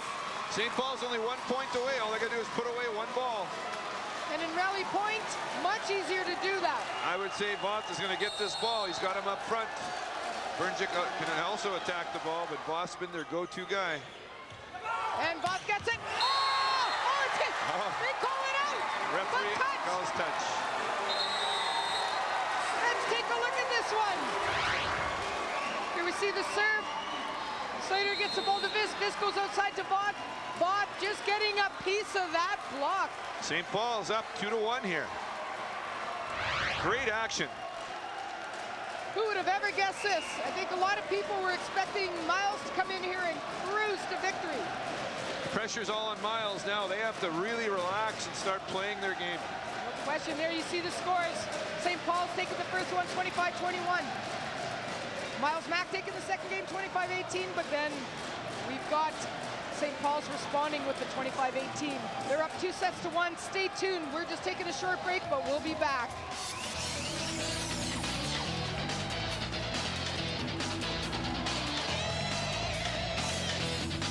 The 2006 Boston Pizza Provincial 4A High School Volleyball Championships, proudly sponsored by Boston Pizza. You're among friends at Boston Pizza. Please feel free to call us with your comments on our cable cast. Call the Shaw TV viewer response line now at 480-3500. You can also email us at shawtvwinnipeg@shaw.ca. Yeah, I got needs. Big needs. Nothing that 362 pounds of pure torque can't take care of, though.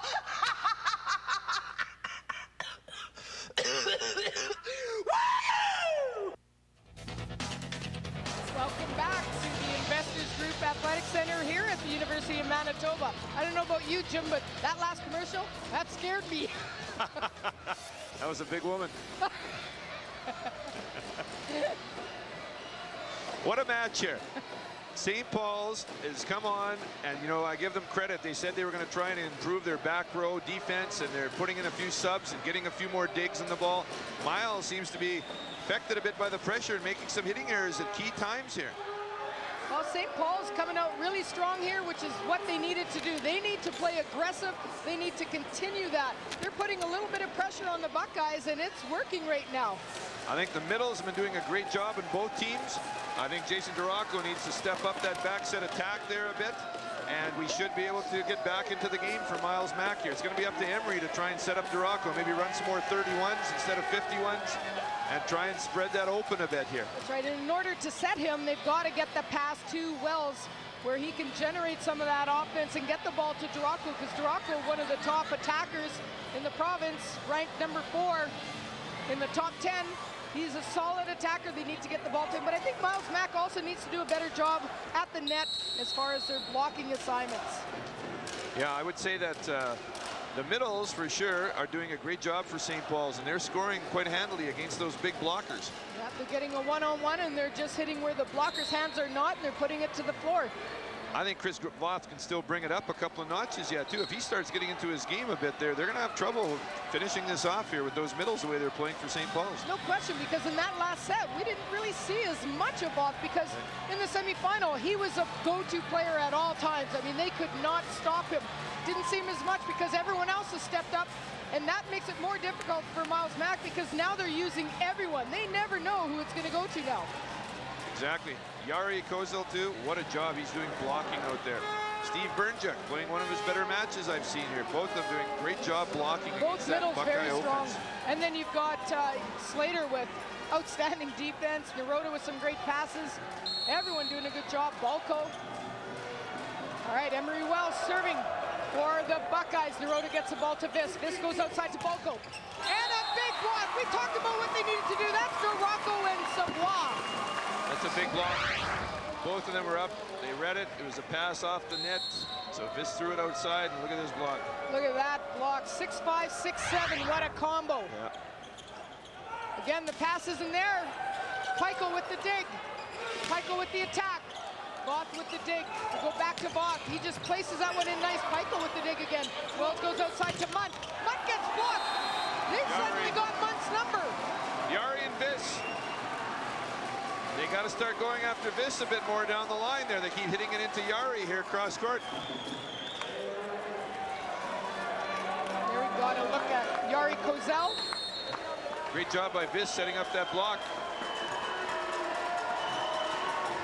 Vis with the serve. Vanderhoof gets it to Wells. To Dorocco. Big block. One-on-one by Wes Bauer, but couldn't turn it in. He tried. You could see him turning his hands in, but Dorocco just overpowered that. He can block, too. He's a decent blocker on that side. Ryan Munt to serve for the Buckeyes. Hirota overbump, and Pico takes advantage of that one, and that's what the Buckeyes need to do. There's an overbump. They need to end that rally. Here we see the overbump, and then Pico going up strong. Munt. Hirota, perfect pass to Vis. Vis goes back to Balco. Kept alive by Savoie. Wells, nice jump set to Dorocco. That's kept alive. Nice dig there by Savoie with the dive. Vis with the dive on the Crusaders side. Free ball being put over by Balco. Wells going outside to Pico. Pico, no one there. No touch. Out of bounds. Boy, Yari was frozen in the middle. He didn't get outside to help out. There's a one-on-one here, and Pico should have put that ball away. He tried to cut it a bit too much. Especially Yari's not there at all. The free ball. It looked like he almost punched that ball. Didn't quite get his feet there. Balco with the serve. Pico with the pass. Middle. Savoie hits it in the court. Point. Buckeyes. They lead 4-2. Stefan made no mistake again there. He's a big guy. He saw a bit of an opening, put the 51 down to the ground. Stefan Savoie serves that one into the net. He's now back row. That's something the Buckeyes don't want to do, is put points on the board for St. Paul's. Back to serve. Thomas Elvers done an outstanding job, not only with the serve, but with his defense tonight for the Savoie Crusaders. staying out there to pass. That's interesting. He usually comes out for the libero, but he stayed out this time. Let's see if they serve it at Savoie here. Oh, off the net, and Savoie had to dive. Good save by Wells. Free ball put over by the Buckeyes. Bernjak goes out to Bauer. Bauer blocked. Dug up by Vis. Couldn't control it. Point Buckeyes. Ball was set a little bit inside, and Bauer hit it right into the block. Back to serve Jason Dorocco.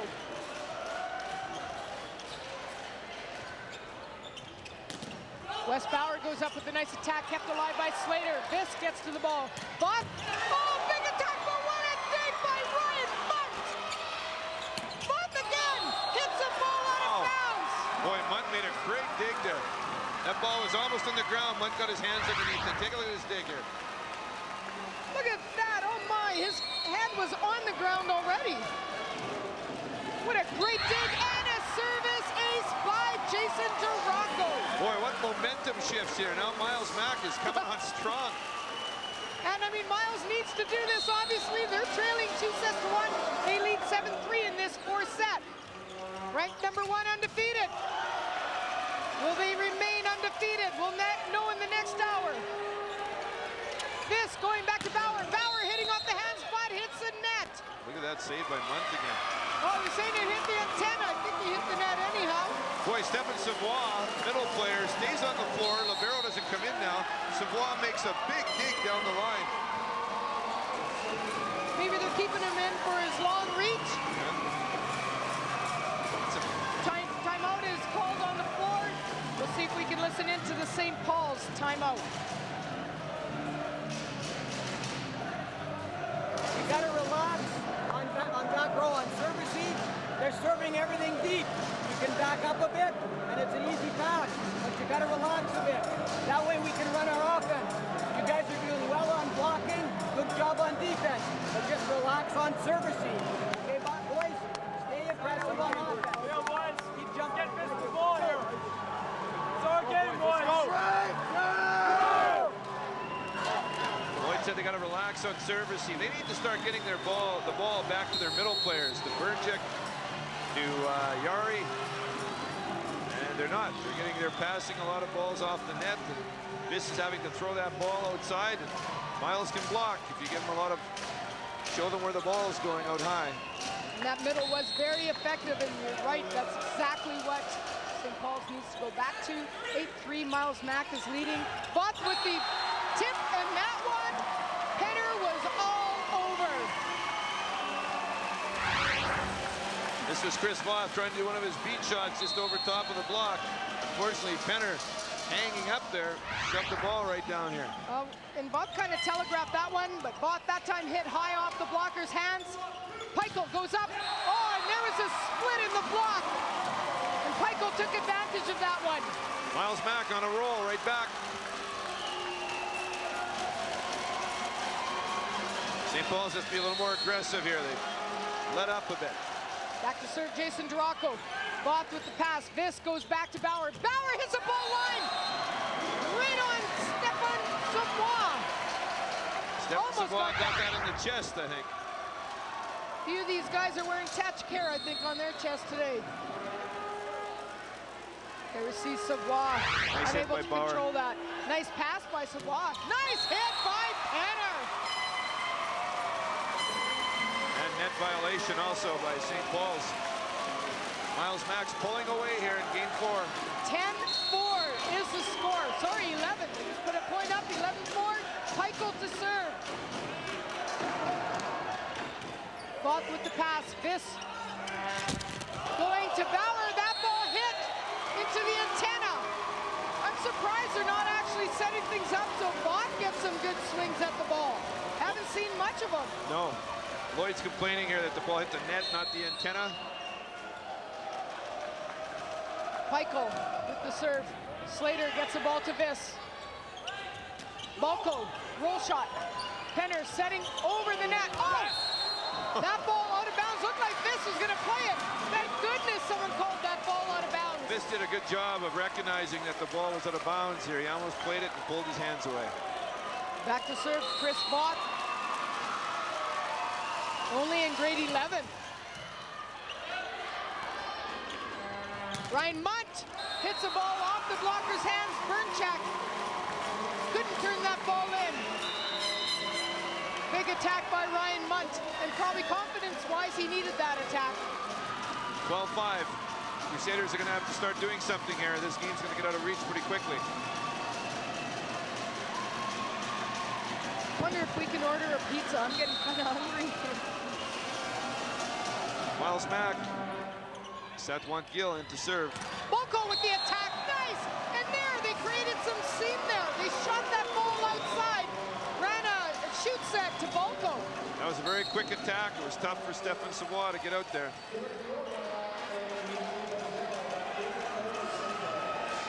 Back into the game, Derek Naroda. He replaces number 10, Steven Bernchak. Naroda goes back to serve for the Crusaders. They trail 13-6 in this 4th set, but they're up 2-1. Oh, nice set by Wells. Gets it to Duraco. Nice dig by Voth. Voth having to put over a free ball. It's something we saw too much of in the semifinals. They can't put over free balls because Miles Mack is just going to take advantage of that. I don't know why they're setting all these ball's over here. That was a great set. He could have went up and swung at that pipe here, but he overran it and sat in there and just set it over the net. We get a chance at looking at that attack by Savoie, and it scores. They've got to set someone who's ready to attack. Wells with the serve. Oh, just off the top of the net. Enough to throw Narodov. Miles Mack walking away with this fourth one. 15-6 so far. They're killing them this set here. 15-6 right back here. This goes to Savoie. Goes to Kozel, and Savoie gets a block. 16-6. Timeout, Crusaders. Well, if you needed a team to respond after that last lost set, Miles Mack's doing it. Let's see if we can listen into the Crusader timeout.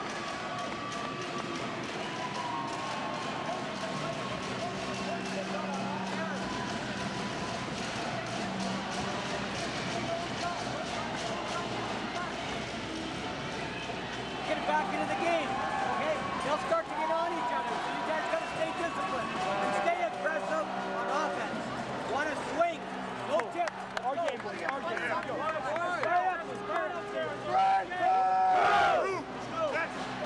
Lloyd told him no tips, and he's right. They're getting soft now here with some of their attack. They need to keep swinging. They're going to beat a big team like that. You can't give them too many free balls. That's right, they got to stay aggressive. That's what won them the sets 1 and 3. They need to continue doing that. They put over a free ball and start tipping. With the depth on the Miles Mack side, they'll kill anyone if someone's going to put over tips and free balls. Emery Wells, the setter, back to serve for the Buckeyes.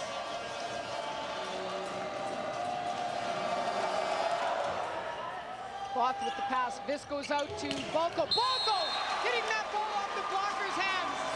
Well, that's a fast outside attack, and Balco seems to be connecting well with Biss on that attack. And they probably need to do that because that's where they've got Savoie and Duraco, a huge block, right. And they just missed time there. So if they can keep setting a faster set, that's going to work to their advantage. Biss with the serve. Wells going back to Munt. Big hit. Huge hit by Munt. #1 player in the province. Emery's doing a great job now. Take a look at this set by Emery here. Middle blockers are isolated, going the wrong way. That's Emery doing that. That's the setter. And creating a one-on-one, which Munt takes advantage of. Savoie got a piece of that one. He's going to set up Pikel. Pikel going up, plays it off. That was Balco. Oh, and Crusaders struggling a little bit. Crusaders might want to think about taking some starters off and giving them a rest here. This game's getting out of reach. 18-7. Miles Mack with the lead. Munt with the serve. Rhoda gets the ball to Viss. Viss goes outside to Bauer. Bauer hits it off the block, and that's turned in by the combination of Duraco and Savoie. We talked about how Miles Mack needed to do a better job blocking. They're doing it. They're doing it. This is where sometimes you want to pull off some of those starters, give them a rest. This is out of reach, I think, here. They're going to get ready for game 5. Oh, this is huge. Bauer with the attack. Nice dig by Wells. Kept alive by Sedmont Gill. This going back to Voth. Voth dug up by Munt. Wells going outside to Pikel. Pikel hitting it deep, but kept alive by Voth. DeRoda setting it up. Free ball again. Someone's got to be able to attack that. Pikel hitting it, kept alive by Savoie. Wells going back to Duraco. Duraco done by DeRoda. Nice defense. Bauer, free ball. Wells having to play that first one. Duraco tipping it and scoring. What a rally. Both sides playing some great D. Savoie setting up Duraco. Duraco tipping that, and you can see the blocker's hands. Kozel on his side. He needs to penetrate the net. You talked about getting a sub in there. Kozowski is now in for the Crusaders. That's a good move. Ryan Munt still serving 20-7. Can you believe that? 20-7. Kozel hits it. Wells digs it. No one plays the second ball. Point Crusaders.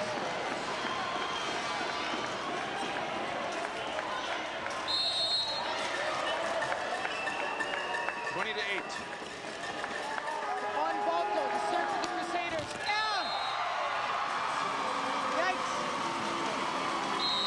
Serves in the net. Stefan Savoie back at the line, serving for the Buckeyes. 21-8. What a turn of events this is. Nice set by Viss. He goes to Bauer. Bauer hits nicely off Penner and Peichel's hands. Off the top of the hands, down the line. It's a great attack. And once again, serving specialist, defensive specialist Thomas Elvers into the game. He replaces Jerry Kozel. Also back into the game, number 10, Stephen Bernjack. He replaces Derek Naroda. Well, Bernjack back in the front row. Elvers to serve.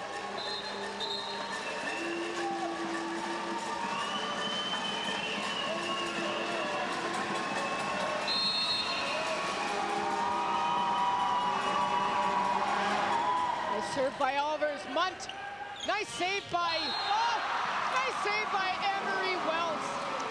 That is just a great set. Miles Mack is such a great middle attacking 1-2 punch out there. Penner's a big guy. Stefan Savoie, big guy, tough to stop. Duracco as well. Nice serve by Jason. They go outside to the lefty. Kozowski. Duracco with the attack. This with the dig. Slater putting it up. Again, another free ball. Yeah, St. Paul's doing that. A lot of balls up. Didn't see it in the first 3 sets, and that's all we've seen in the fourth. Free ball being put over. They're calling 4 hits. I believe it did bounce off an arm and a body. 4 hits, that's a good call. Let's see if we can get the replay here. We can count it in slow motion. Ready, 1, 2, 3, and then put over. 4. Good job on the replays. Bauer to serve. Oh! Little horseshoes there. They've had a couple of those net serves. 22-11. Can St. Paul's creep their way back into this one? Most difficult challenge, but possible, but not if you serve it in the net. Boy, you had a close one last one. You got to make sure on that second one. Exactly. Back to serve. Peichel.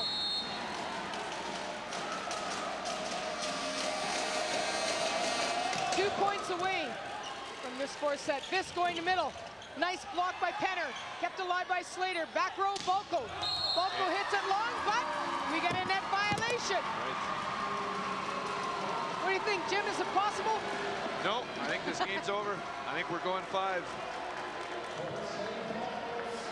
Although Mike Burchik told me a story where he was in game 5 and they were up 14-1.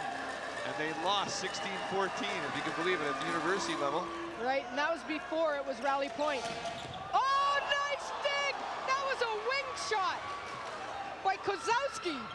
Munt off the block, but Slater committed inside. Ball went out of bounds off the blocker's hands. 24-12. Miles Mack will be serving. We'll see this last play here. Another free ball. Yeah. Wells goes outside. Munt hits it off the blocker's hands. Again, far too many tips and free balls. St. Paul's needs to get refocused and get ready to play the next game here. They got to start hitting the ball. They're tipping way too many. That was Gill with the serve. Oh, nice attack by Scott. He's been doing a good job from outside with that quicker attack. That was Balco with the attack. Back into the game, Derek Naroda. He replaces Bernjack. Also back into the game, Yeri Kozel. He replaces Thomas Elvers. Back to serve, Derek Naroda. 24-13, Miles Mack leads the 4th set, but they trail 2 sets to 1. So in order to force his 5th and deciding set, Miles Mack needs to take this one. Wells goes outside to Munt. Munt hits it wide, no touch on the block. Point, Crusaders. Well, they need 12 more points to St. Paul's is 1 point. This is going to be tough. Naroda with the serve. Peichel goes to, Nice.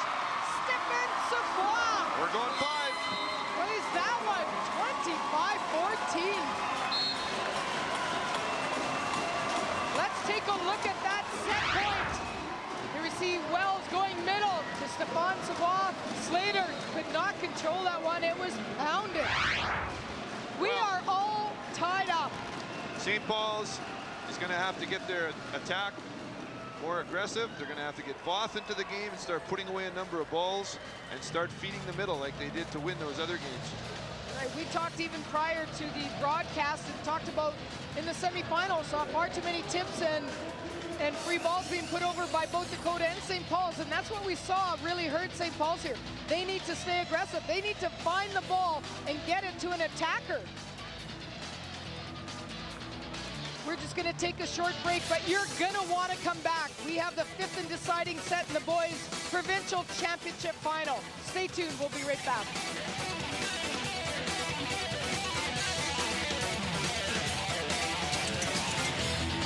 The 2006 Boston Pizza Provincial 4A High School Volleyball Championships, proudly sponsored by Boston Pizza. You're among friends at Boston Pizza. Please feel free to call us with your comments on our cablecast. Call the Shaw TV viewer response line now at 480-3500. You can also email us at shawtvwinnipeg@shaw.ca.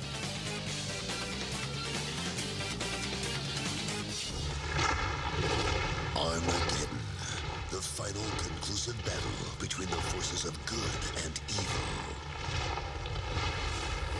Armageddon, the resolution of power, dominance, and supremacy. Armageddon, it's where the end is only the beginning. Live Sunday, December 17th, only on pay-per-view. Welcome back to the Investors Group Athletic Center here at the University of Manitoba, where we're featuring the top 2 boys teams, number 1 ranked Miles Mac and number 2 St. Paul's Crusaders. And you couldn't ask for a better final. It's going down to the 5th and deciding set. This is going to be interesting. 5th game. What are they telling those St. Paul's boys down there? They played great ball. They're playing the number 1 seed who hasn't lost a single match. They've played these guys so many times and lost to them. They've got to step on that floor and not leave anything back. They've got to work their butts off here, diving for every ball, being aggressive, attacking. They got 1 shot left, and it's only to 15 points. That's right, 15 points, must win by 2. I'd also be telling them, okay, you got that one out of the way. Well, that was a bad one, but now you need to respond. You need to be aggressive. The setter's got to find a way of getting it to an attacker, and an attacker who's ready to actually attack. Don't set back row if it's not, what's going to work, if they're going to put over free balls. They need to attack the ball. If they do that, they'll challenge Miles Mack, and they've shown that they can do it. They need to do it in this 5th and deciding set. That middle attack has to start going again. They need to start feeding those guys. That's been a key for their win. It's a great matchup in the middle. Kenner versus Burnjack. Yari versus Stefan. What a matchup. The crowd being treated to an outstanding championship final here. We saw the girls, we saw Lord Suffolk Royals defeat Crocus Plains 3 straight, but very close games. And now we're seeing Miles Mack and St. Paul's in the 5th and deciding one. Emery Wells starts things off for the Buckeyes. Bob gets the ball to Vince. Bolko starts off, hitting off the attack, off the blocker. Bolko, we saw in the 4th set. That's a good, strong start for St. Paul's. I think Bolko scored in the last 5 balls he's touched. It's a quicker outside set. That's scoring for them. I agree. They can keep doing it. Keep running him that ball. Give the odd ball to the middles. Set what's working and keep doing it. Nice serve by Viss. Wells goes up to Munt. Munt hits off the hands. Big block and a by big Yari. block by Cozell. Let's take a look at that last play. Pass by Gill. Here we see Munt being blocked.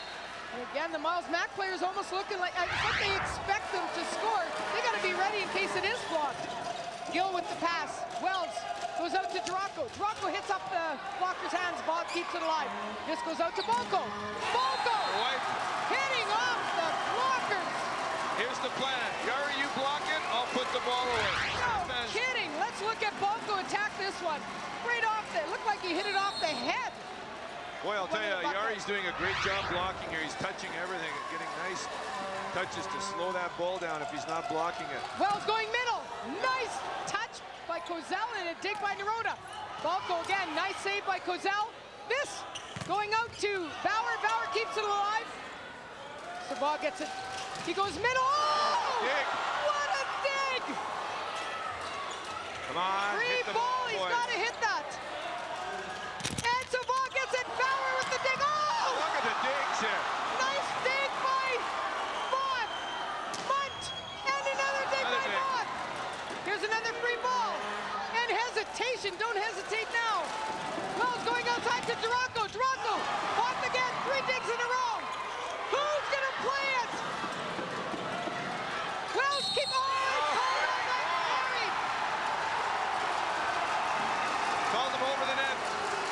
St. Paul's have got to count their blessings there because they hesitated. Boy, you can't hesitate. Chris Voth is digging some balls in 6 out here. But don't hesitate, my lord. Be aggressive, no holding back in this 5th and deciding one. They lead 4-0. Gill. Michael keeps it alive. A free ball by Miles Mack. Back row by Voth. Gill makes a diving save. Wells. Duracco, nice attack, another dig by Voth. This goes middle. Cozell. Wells with the dig, put over by Savoie. This goes outside to Volko. Volko! Volko's the man. He's putting every ball away. Well, let's take a look at this last play. Nice dig by Naroda. Volko goes up strong. Now that's the aggressive play you need to see. Anyone who's not seen volleyball before and they've talked about momentum, you're seeing it right here on Shaw. Duracco! What a dig by Naroda! And a dig by Wells. Munt tips the ball. Free ball to St. Paul's. This goes back to Bauer. Bauer blocked, but he wins it. But nice attack. That's what you got to do. Wells going back to Munt. Munt! And Naroda! The crowd goes crazy. Let's take a look at that last play. Munt hitting this ball. Naroda couldn't hold on to that one. Boy, I'll tell you, St. Paul's playing some D again. Naroda got some great touches. I got to thank both these teams. This is the best ab workout I've had in a long time. This going outside to Bauer. Bauer at the swing. Great dig by Munt. Savoie puts over a free ball. Cozell sets it. Bauer having to save it. Oh, lucky there. Wells going outside to Michael. Oh, and touched by Vince. St. Paul's getting opportunities to put the ball away here. They got to put it away earlier. Michael with that last attack going off the setter's hands. 5-2. Crusaders lead. Munt with the serve. This going to Bauer. Bauer block. Naroda can't keep it alive. Big, much needed block by the Buckeyes. This one going down to the wire. They're doing a good job of blocking Bauer here. He's going to start moving that ball around, give Yari some balls. Ryan Munt with the serve. 5-3, his team trails. We're all tied up. This is a 5th and deciding one. This going to go down. Oh! That was straight down. Block. Huge block by Stephen Savoie. Watch this block. One-on-one. Savoie puts this block straight This down. is perfect. Ready? 51 coming up. Big block. Boom. Penetrates the net. Perfect. Ryan Munt. They only trail by 1 now. Remember, this one's only to 15. Voth with the attack. He floats that ball out of bounds. We are all tied up. Timeout called by the Crusaders. We're all tied up. This one only goes to 15. Must win by 2. Let's listen in to Lloyd Voth and the Crusaders.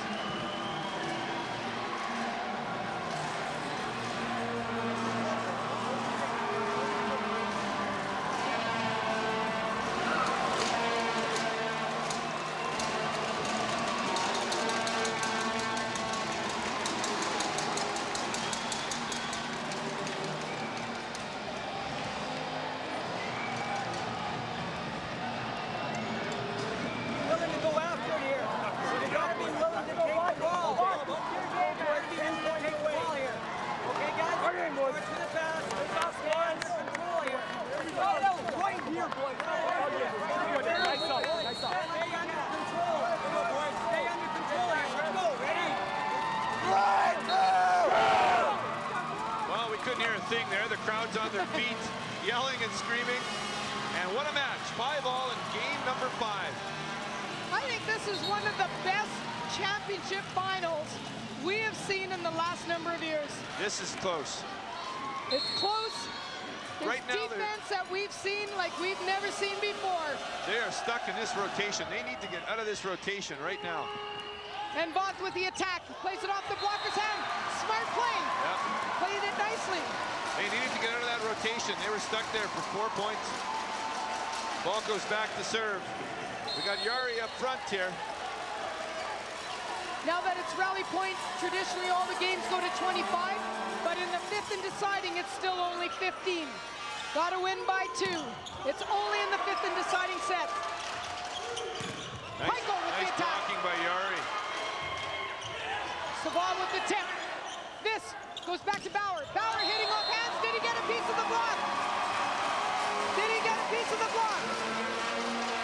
We'll take a look on the replay. Did he get a piece of the block? Here's our answer. I don't think he did. I think he went out of bounds. There's the dig. Here's the set going to Bauer. Oh, now it looked like he might have just missed it. Hard to tell. The ball with the serve. We are tied up at 6. Voth, big hit down the line. That's the guy that should be getting all the balls in the front row. No kidding. Set it up, though. You got to set it up. Every time these guys have played, every tournament final, Miles Mack's won. Miles Mack undefeated. They've been in this final. They lost last year. They're not going to want to lose this one again. And this is tight. They got the top 4 players. 6'2" and up. St. Paul's giving him a run. No kidding. This has been a great final. Wells to Penner. Penner off Elmers. And Crusaders called on the net. Miles Mack. Elmers was hoping nobody saw that one. Yeah. Kind of caught the arms on the way by. 7-all. Jason DeRocco to serve for the Buckeyes. Rocco with a nice serve. Gets it to Voth. This gets it outside to... Oh, and he's blocked by Voth. Voth with that tip. DeRocco, back row. And he hits... Oh! No touch. Into the net. 8-7 Crusaders with a 1-point lead. They will switch sides. That's what happens in the fifth and deciding. Halfway, you always switch sides. Remember, this one's only to 15, but you must win by 2. Boy, this is anybody's game. This is 8-7, they're changing sides here. St. Paul's 7 points away for trying to upset this Buckeye squad that hasn't lost all year. Can they do it? And Miles Mack, a lot of great 12s, a lot of depth on the floor, but St. Paul's doing a good job of staying alive here and pushing them all the way. Playing much more aggressive in this fifth set, which is what they needed to do. And if you're gonna win one, who cares what happens in every tournament? This is the one you want to win. You only got to win the one in here now to be the champion. Back to serve, Wes Bauer.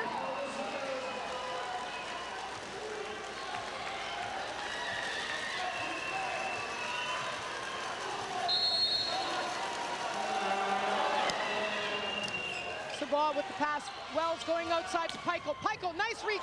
Great dig by Volko. Wells going middle. Nice dig. Nice good cover. block. And a nice dig by Wells. Pikel hitting it down the line. Nobody there. Pikel plays some beach too. I don't think I mentioned that. Lots of beach play by Pikel. He rolled that. That's a beach shot. That was a smart attack. Just shows you how you don't have to hit it hard. He just places that one nicely, rolling it down the line. He must have known that someone was cheating in on D. 8-all. Pikel's got the big spin serve here. Pikel playing that one. Balko gets it up to Vis. Vis going outside to Voth. Voth off the hands. Savoie cannot dive and save that one. 9-8 Crusaders. They receive Vis going outside right now. To Voth. Voth plays that one. And Savoie almost thinks that one, but Chris Voth serves it into the net. That was a good opportunity for him. He's got a big serve. They They needed him to go back and put that in with some difficulty. Into the game, set one, Gill. Well, let's see if they go fast outside ball here again to Volko. Gill, nice serve. Voth gets it to Vis. Vis goes outside to Volko. Volko, nice thing by Gill. Wells attempts to save it. Volko nice attempt by Wells. Ball. They got him in the front row here. Let's look at that attack by Volko. Gill makes a dig. Wells doing everything in his power to save that ball. Little frustrated. Just true St. Paul's competitor. 5 points away, 10-9. Back to serve, Derek Dorota. And they got their big blocker in the front row, Yari Kozel. Dorota with the serve. Gill gets it to Wells. Wells to Savoie. Nice hit. Plays it off Kozel's hands. St. Paul's not ready for it. Kennel. Oh my. Well, they got Yari and Balco. But Yari versus Stefan here. We'll see what happens. Wells with the nice serve. Balco again. Oh no, nice dig by Gill. Kept alive by Munt. Smart play by Yari. And a nice tip by the Crusaders. I think Yari's had a great game here. He's playing blocked well. He's playing smart at the net when he's beaten by Stefan. And Duraco almost reaching and saving that one. St. Paul's up by 1 point, 4 points 11-10. away. This, the center with the serve. He's close to that line. This one almost over bump. Nice save by Wells. Duraco, big attack, big dig by Dorota. This going outside to Balco. Nice dig by Pico. Wells going back to Munt. Munt tipping it, but Dorota right there. This going back, road to Voth. Voth tipping it. Look at that. Oh, and Wells. And that scores, center of the court. Smart play by Voth. Timeout called by Miles. Timeout by Miles. This puts a lot of pressure now on the Buckeyes. They're not used to this. 3 points away here. Let's listen to the Buckeye timeout. They trail by 2, 12-10. Now here's an important timeout to see what they say. That's up here, eh? That's up. Let's try and get Jay the ball here. Let's go, buddy. We're better than this. We know that, right? Go hard after the ball. Go. You got the set. Just we'll get to the ball, put it down, okay? Nothing fancy, nothing special. Put the ball down. All you guys, do our jobs, okay? Everybody go after the ball. We're gonna work that center outside. You guys ready? This is fun. This is where we dig deep, boys. This is where you show it. Let's go. Well, you heard the game plan here. They're going over top of Vis. I think Vis is front row, and they said they're giving the ball to Duraco, and they said we're going to work that center. No, he's in the back row. We're going to go over Balco. Where's Duraco here? Well, Duraco's front row. They say they're going to get him the ball. I guess that's Bauer's blocking there. Coach Straub is doing a very good job of keeping them very calm. You know what? It's not over unless you want it to be over. Munt with the good pass. He goes to Savoie. Oh, my! Stefan Savoie. Go to who's hot. That's for sure. You got to keep going to who's hot. Watch this attack. Going 51. That's been very successful. He goes straight to the floor. Make no mistake there. And back to serve Ryan Munt, #1 player in the top. St. Paul's needs to get the point side out right here. No question. Munt with the nice serve. Dorota with a great pass. This going on. Kozel. Yari's the man. He's scoring. They need to keep responding. Now Miles Mack's got to do it back. I'm impressed with Yari. He's had a great match here. 2 points away. Who would you pick as MVP here I on think either St. Paul's team? wins. I think Yari. Oh, just out. That was so close. Miles Mack better not stand around and guess. They got to be ready to play this. Well, they got Voth, they got Yari, they got Bauer. Yari's been hot. Voth has to swing. Drew Penner back into the game, put some height back in the front row. Oh! Miss serve! They're 1 point away. They're 1 point away from upsetting Miles, their first loss of the season. Might be serving Savoie right now. See if that miss serve bothered him. 14-12. Crusaders serving for the victory. Back into the game. Burchak replaces Dorota. Thomas Elvers back look into who's serve. coming in, Elvers. Perfect. He's got a tough serve. Can they do it? Upset Miles. The 2 years in a row crowd in the is finals. on their feet here. Thomas Elvers. Nice serve. Oh, and they go to Savoie. They go out to Pico. Pico tips it. Oh, my. Here's their chance. Get it. Bauer. Bauer blocked. Oh, my.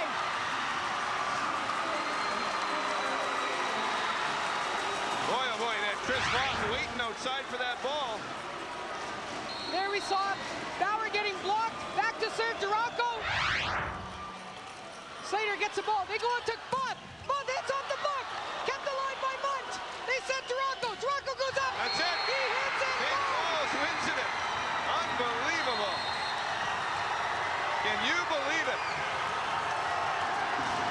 undefeated all year. Their first loss tonight, and you can see it on the floor right now. You know what I'm impressed with, though? That last swing, at least Jason Duraco went up and swung. That's something you can respect and admire. You got to swing at the ball. Unfortunately, went out, but a good swing.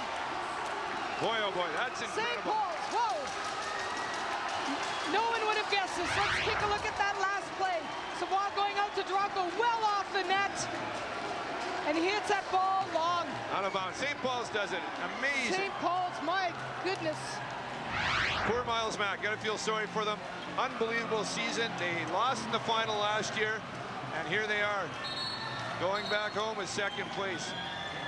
Well, you sometimes wonder if that's a lot of pressure. It was only pressure, I think, because St. Paul's came out and played the game of a lifetime here. They played really, really well. Well, Yari Kozel played an unbelievable match here. What a great championship final. I know it's hard for Miles Mack right now, but they've got to be proud of their season. Hard to think that way right now with the loss, but they played outstanding tonight. Both teams played outstanding. That was an incredible match.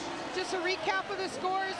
St. Paul's 25-21, 18-25, 25-18, 14-25, and 15-13. It all comes down to 2 points. That's Well, the St. difference. Paul's has their second championship. Congratulations to the coaching staff, Jeff McMillan, Lloyd Voth. Great job. They did a lot of things that helped, playing defense in the backcourt. That little libero, great job for St. Paul's. And Thomas Elvers going in and playing some defense and some fantastic serves. He did a good job Stefan for them. Balco hitting quick stuff outside on the power ball. I'll tell you, Balco kept them alive in that fourth set. Great match. Dan Viss setting. There we see the scores: 25-21, 18-25, 25-18, 14-25, and 15-13. 2-point difference in that fifth and deciding set. St. Paul's, number 2 ranked, upsets Miles Mack in the championship final. We're going to throw to a short break, but we'll be right back.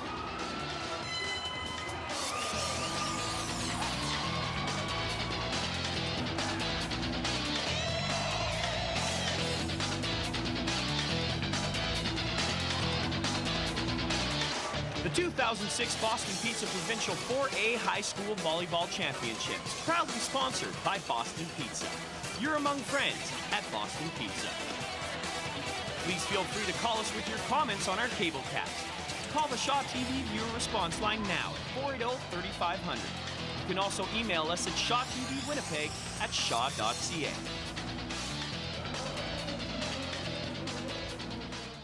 Kate is a fatally dangerous flirt. Fortunately, Kate is far less dangerous at Boston Pizza's sports bar because there's always lots of food and plenty of TVs to keep everyone's attention well away from her. For a little while, anyway.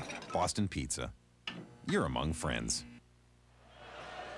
Welcome back to the Investors Group Athletic Center here at the University of Manitoba. We are just about set for the awards presentation for the boys championship final. We just witnessed an outstanding match where we saw St. Paul's, number 2 ranked, upset the number 1 ranked and undefeated Miles Macdonnel Buckeyes in what proved to be one of the most exciting championship finals we've seen in years.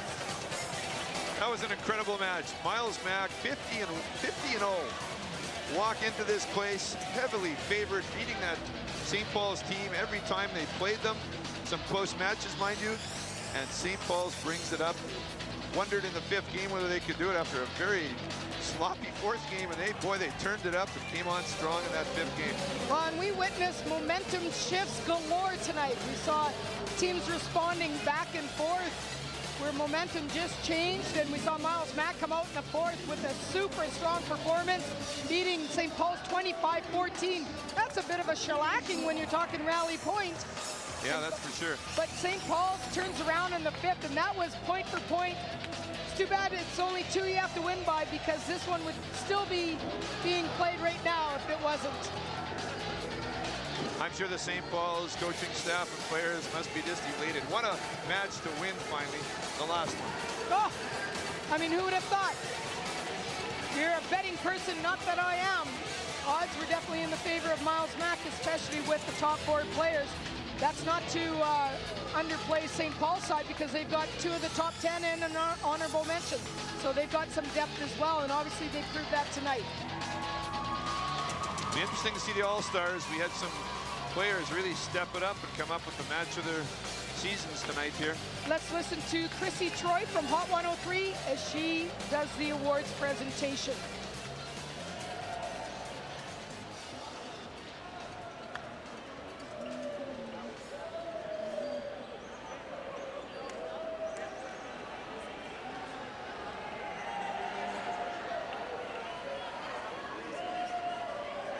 As I call you out, will you please come up and accept your medal? Number 1, Sawat Gill.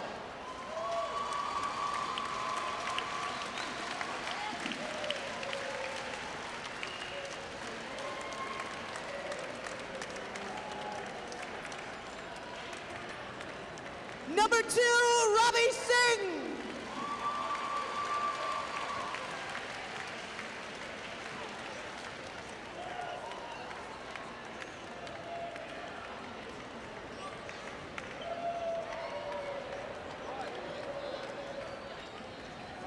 Number 3, Justin Peichel.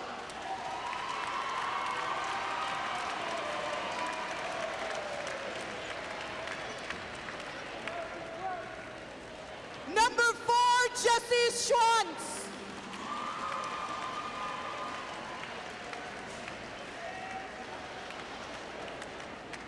Number 5, Emery Wells.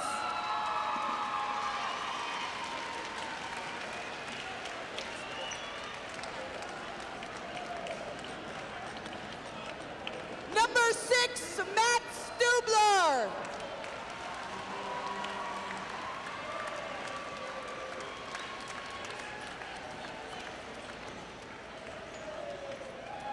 Number 7, Tahim Mabib.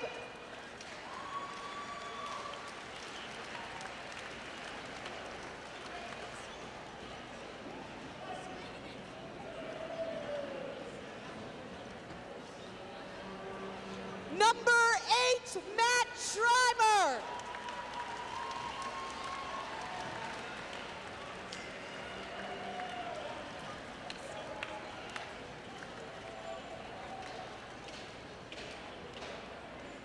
Number 9, Stéphane Savoie.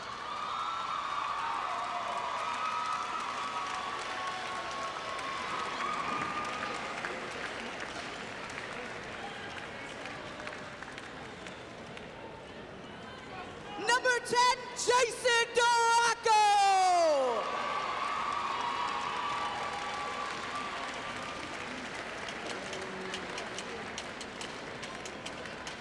Number 11, Ryan Munt.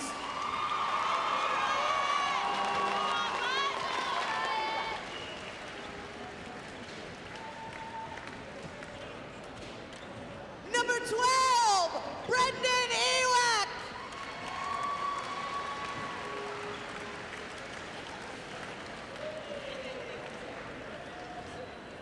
Number 14, Luke Van der Hoek.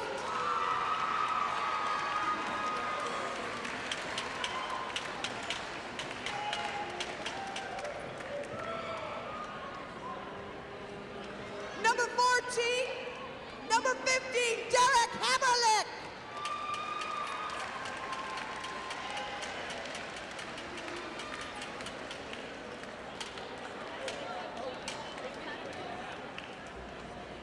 Number 16, Eric Carriere.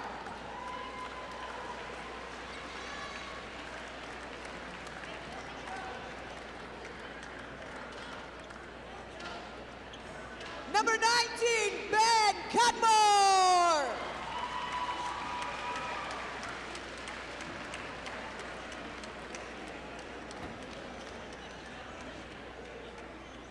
And number 20, Dan Penner.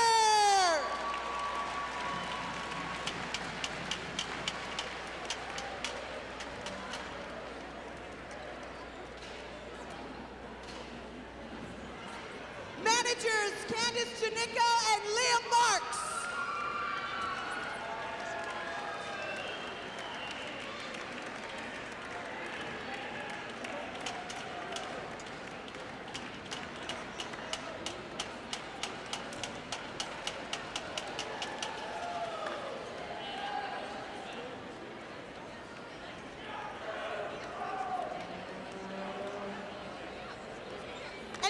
coaches of the Buckeyes, Morgan Shane, Nick Getter, Mark Eady, and head coach Brian Straub.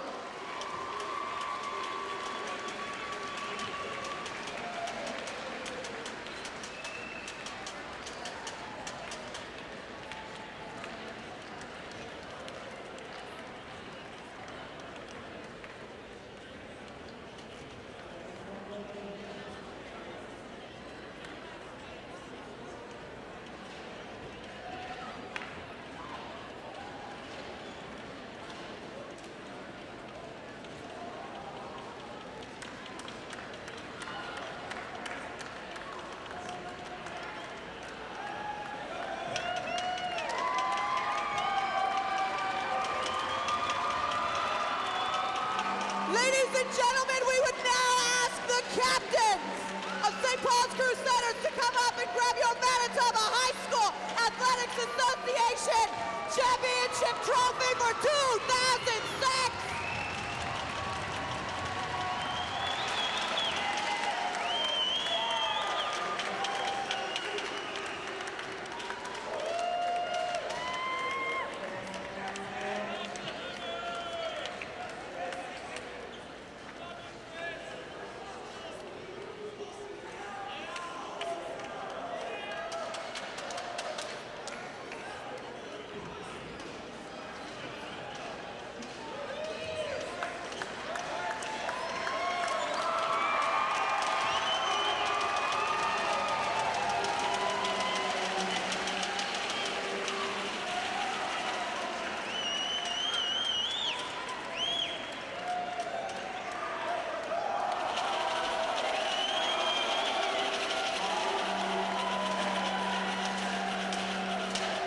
We will now ask that each player come up to accept the championship t-shirts courtesy of the Dairy Farmers of Manitoba. Number 2, Jeff Slater.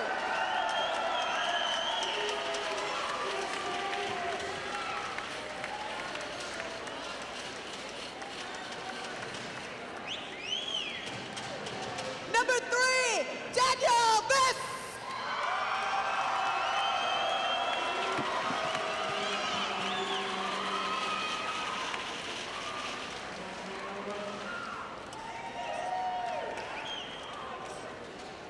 Number 4, Wes Bauer.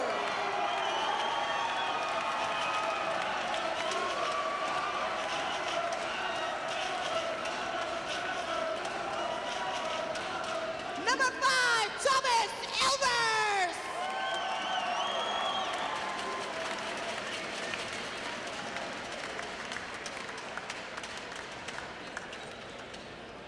Number 6, Court Isaac.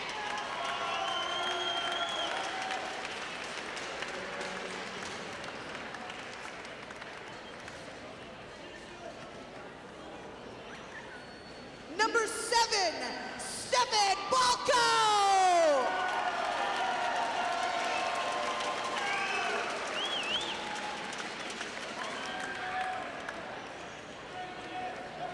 Number 8, Derek Nerota.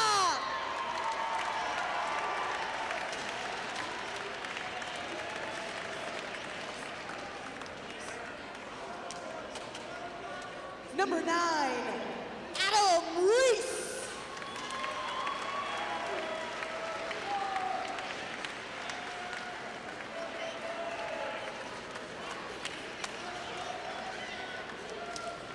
Number 10, Steve Burjack.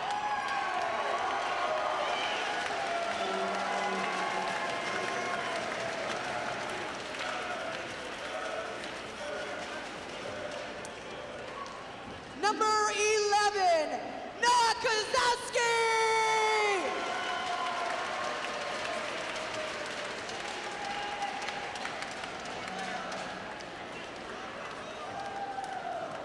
And number 12, Chris Voth.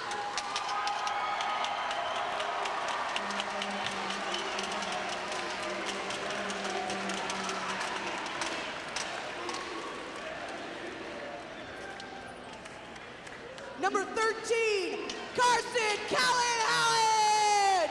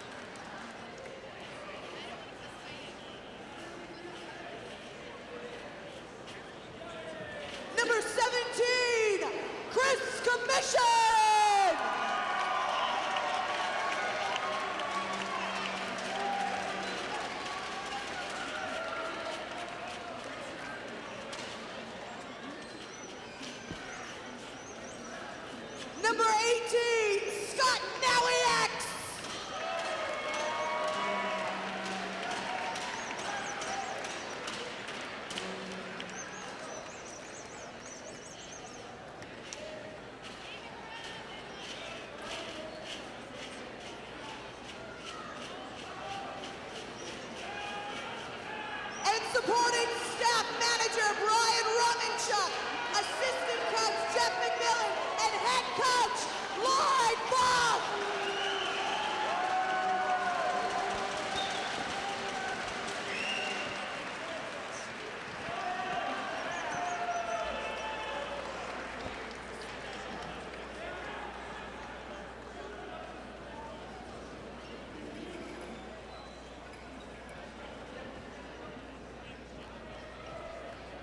Before the All-Star selection, we'd like to take this opportunity to recognize this year's Dairy Farmers of Manitoba Players' Choice Award, which is selected by the athletes participating in this championship. Amy Brown, the student representative on the Manitoba High School Athletics Association Board of Directors, will present this award. This year, they have chosen Ryan Munt from Miles Macdonnell.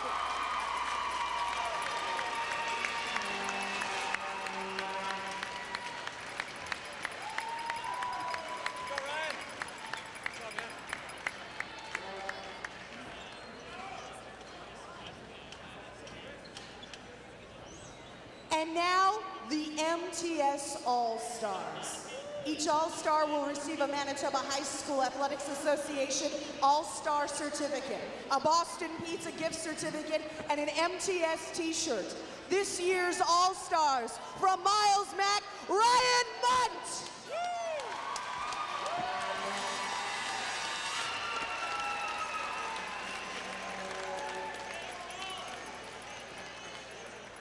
From Dakota, Rory Scott.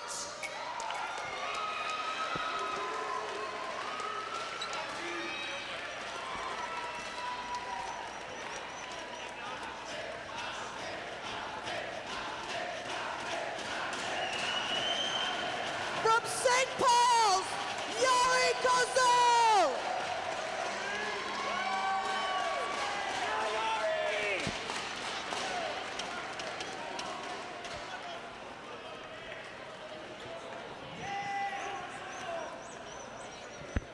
From St. Paul's, Wes Bauer.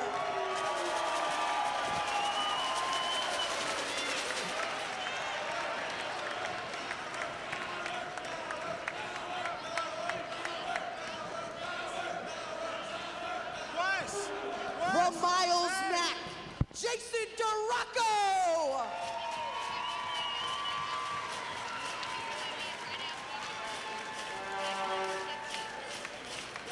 And from Miles Mac, Stefan Savoie.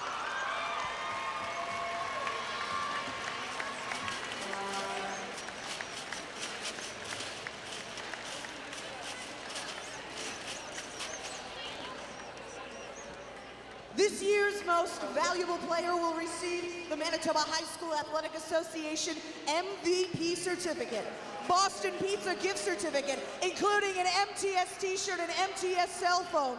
The 4A Provincial High School Volleyball Championships most valuable player is Chris Voth.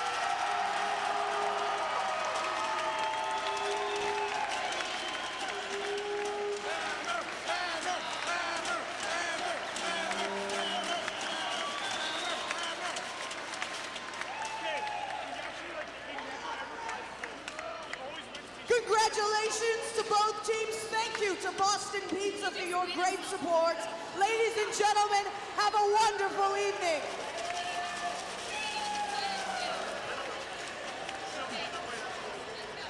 Right there we have the awards presentation and the All-Stars MVP. We just saw St. Paul's upset Miles Mac. So number 2 rank came out on top, unlike the girls where number 1 rank, Lord Selkirk, defeated Crocus Plains.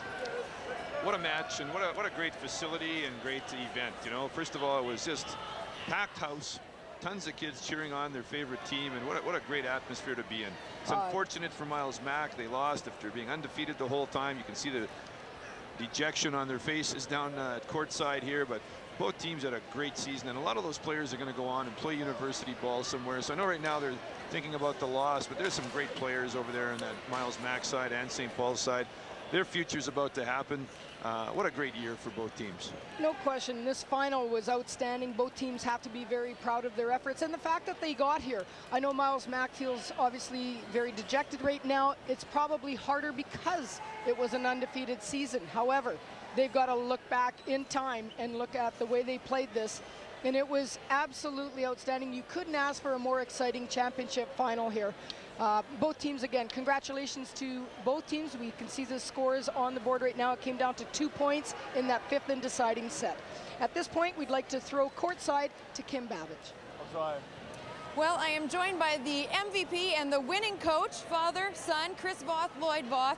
So I'm going to start with you, Chris, because I know you want to go celebrate with your teammates. Tell me how this victory feels, especially defeating the undefeated Miles Mack Buckeyes. Feels pretty good. We knew what we had to do, and we did it, so it's a good feeling. What exactly was it that did take you over the top in the end? Because those were some seriously close games. Well, we knew we had to work as a team because we haven't been doing that well all year. And then when we finally did it, good things happened. So MVP, that's a massive honor. Tell me how you feel about getting named that, picked out of among all your other players. Well, it's a team game. Anyone could have gotten it, and it's pretty good. Excellent. Well, congratulations on the MVP. I'll let you go celebrate. So, Dad, first of all, how does it feel seeing your son win the MVP? That's got to be great. It's fantastic. Yeah. So, talk about the effort of your team tonight. As we mentioned, it was back and forth, literally back and forth all evening. What was it that you feel pulled your team over the top? Well, we blocked pretty well at times, and the 5th game, actually, we played the best defense we've played. We've been struggling with the defense, and when it came down to that 5th game, the boys came through. How much of it is mental, knowing that you're going in against an undefeated team? They have not lost all year long. How tough was that, and what did you do to prepare your team to go up against that? Because that can't be easy mentally. We've played these guys 6 times before, and we haven't beaten them in a match. We knew that the pressure was on those guys to win.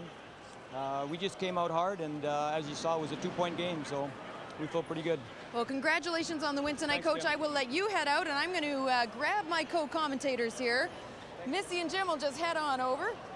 This is live TV, folks. So, Missy, Jim, fantastic, fantastic boys final. You could not ask for anything better. I know, Missy, you said your abs are killing you from all the work, yelling and shouting, but just talk about, I'll start with you, talk about what you saw out there tonight.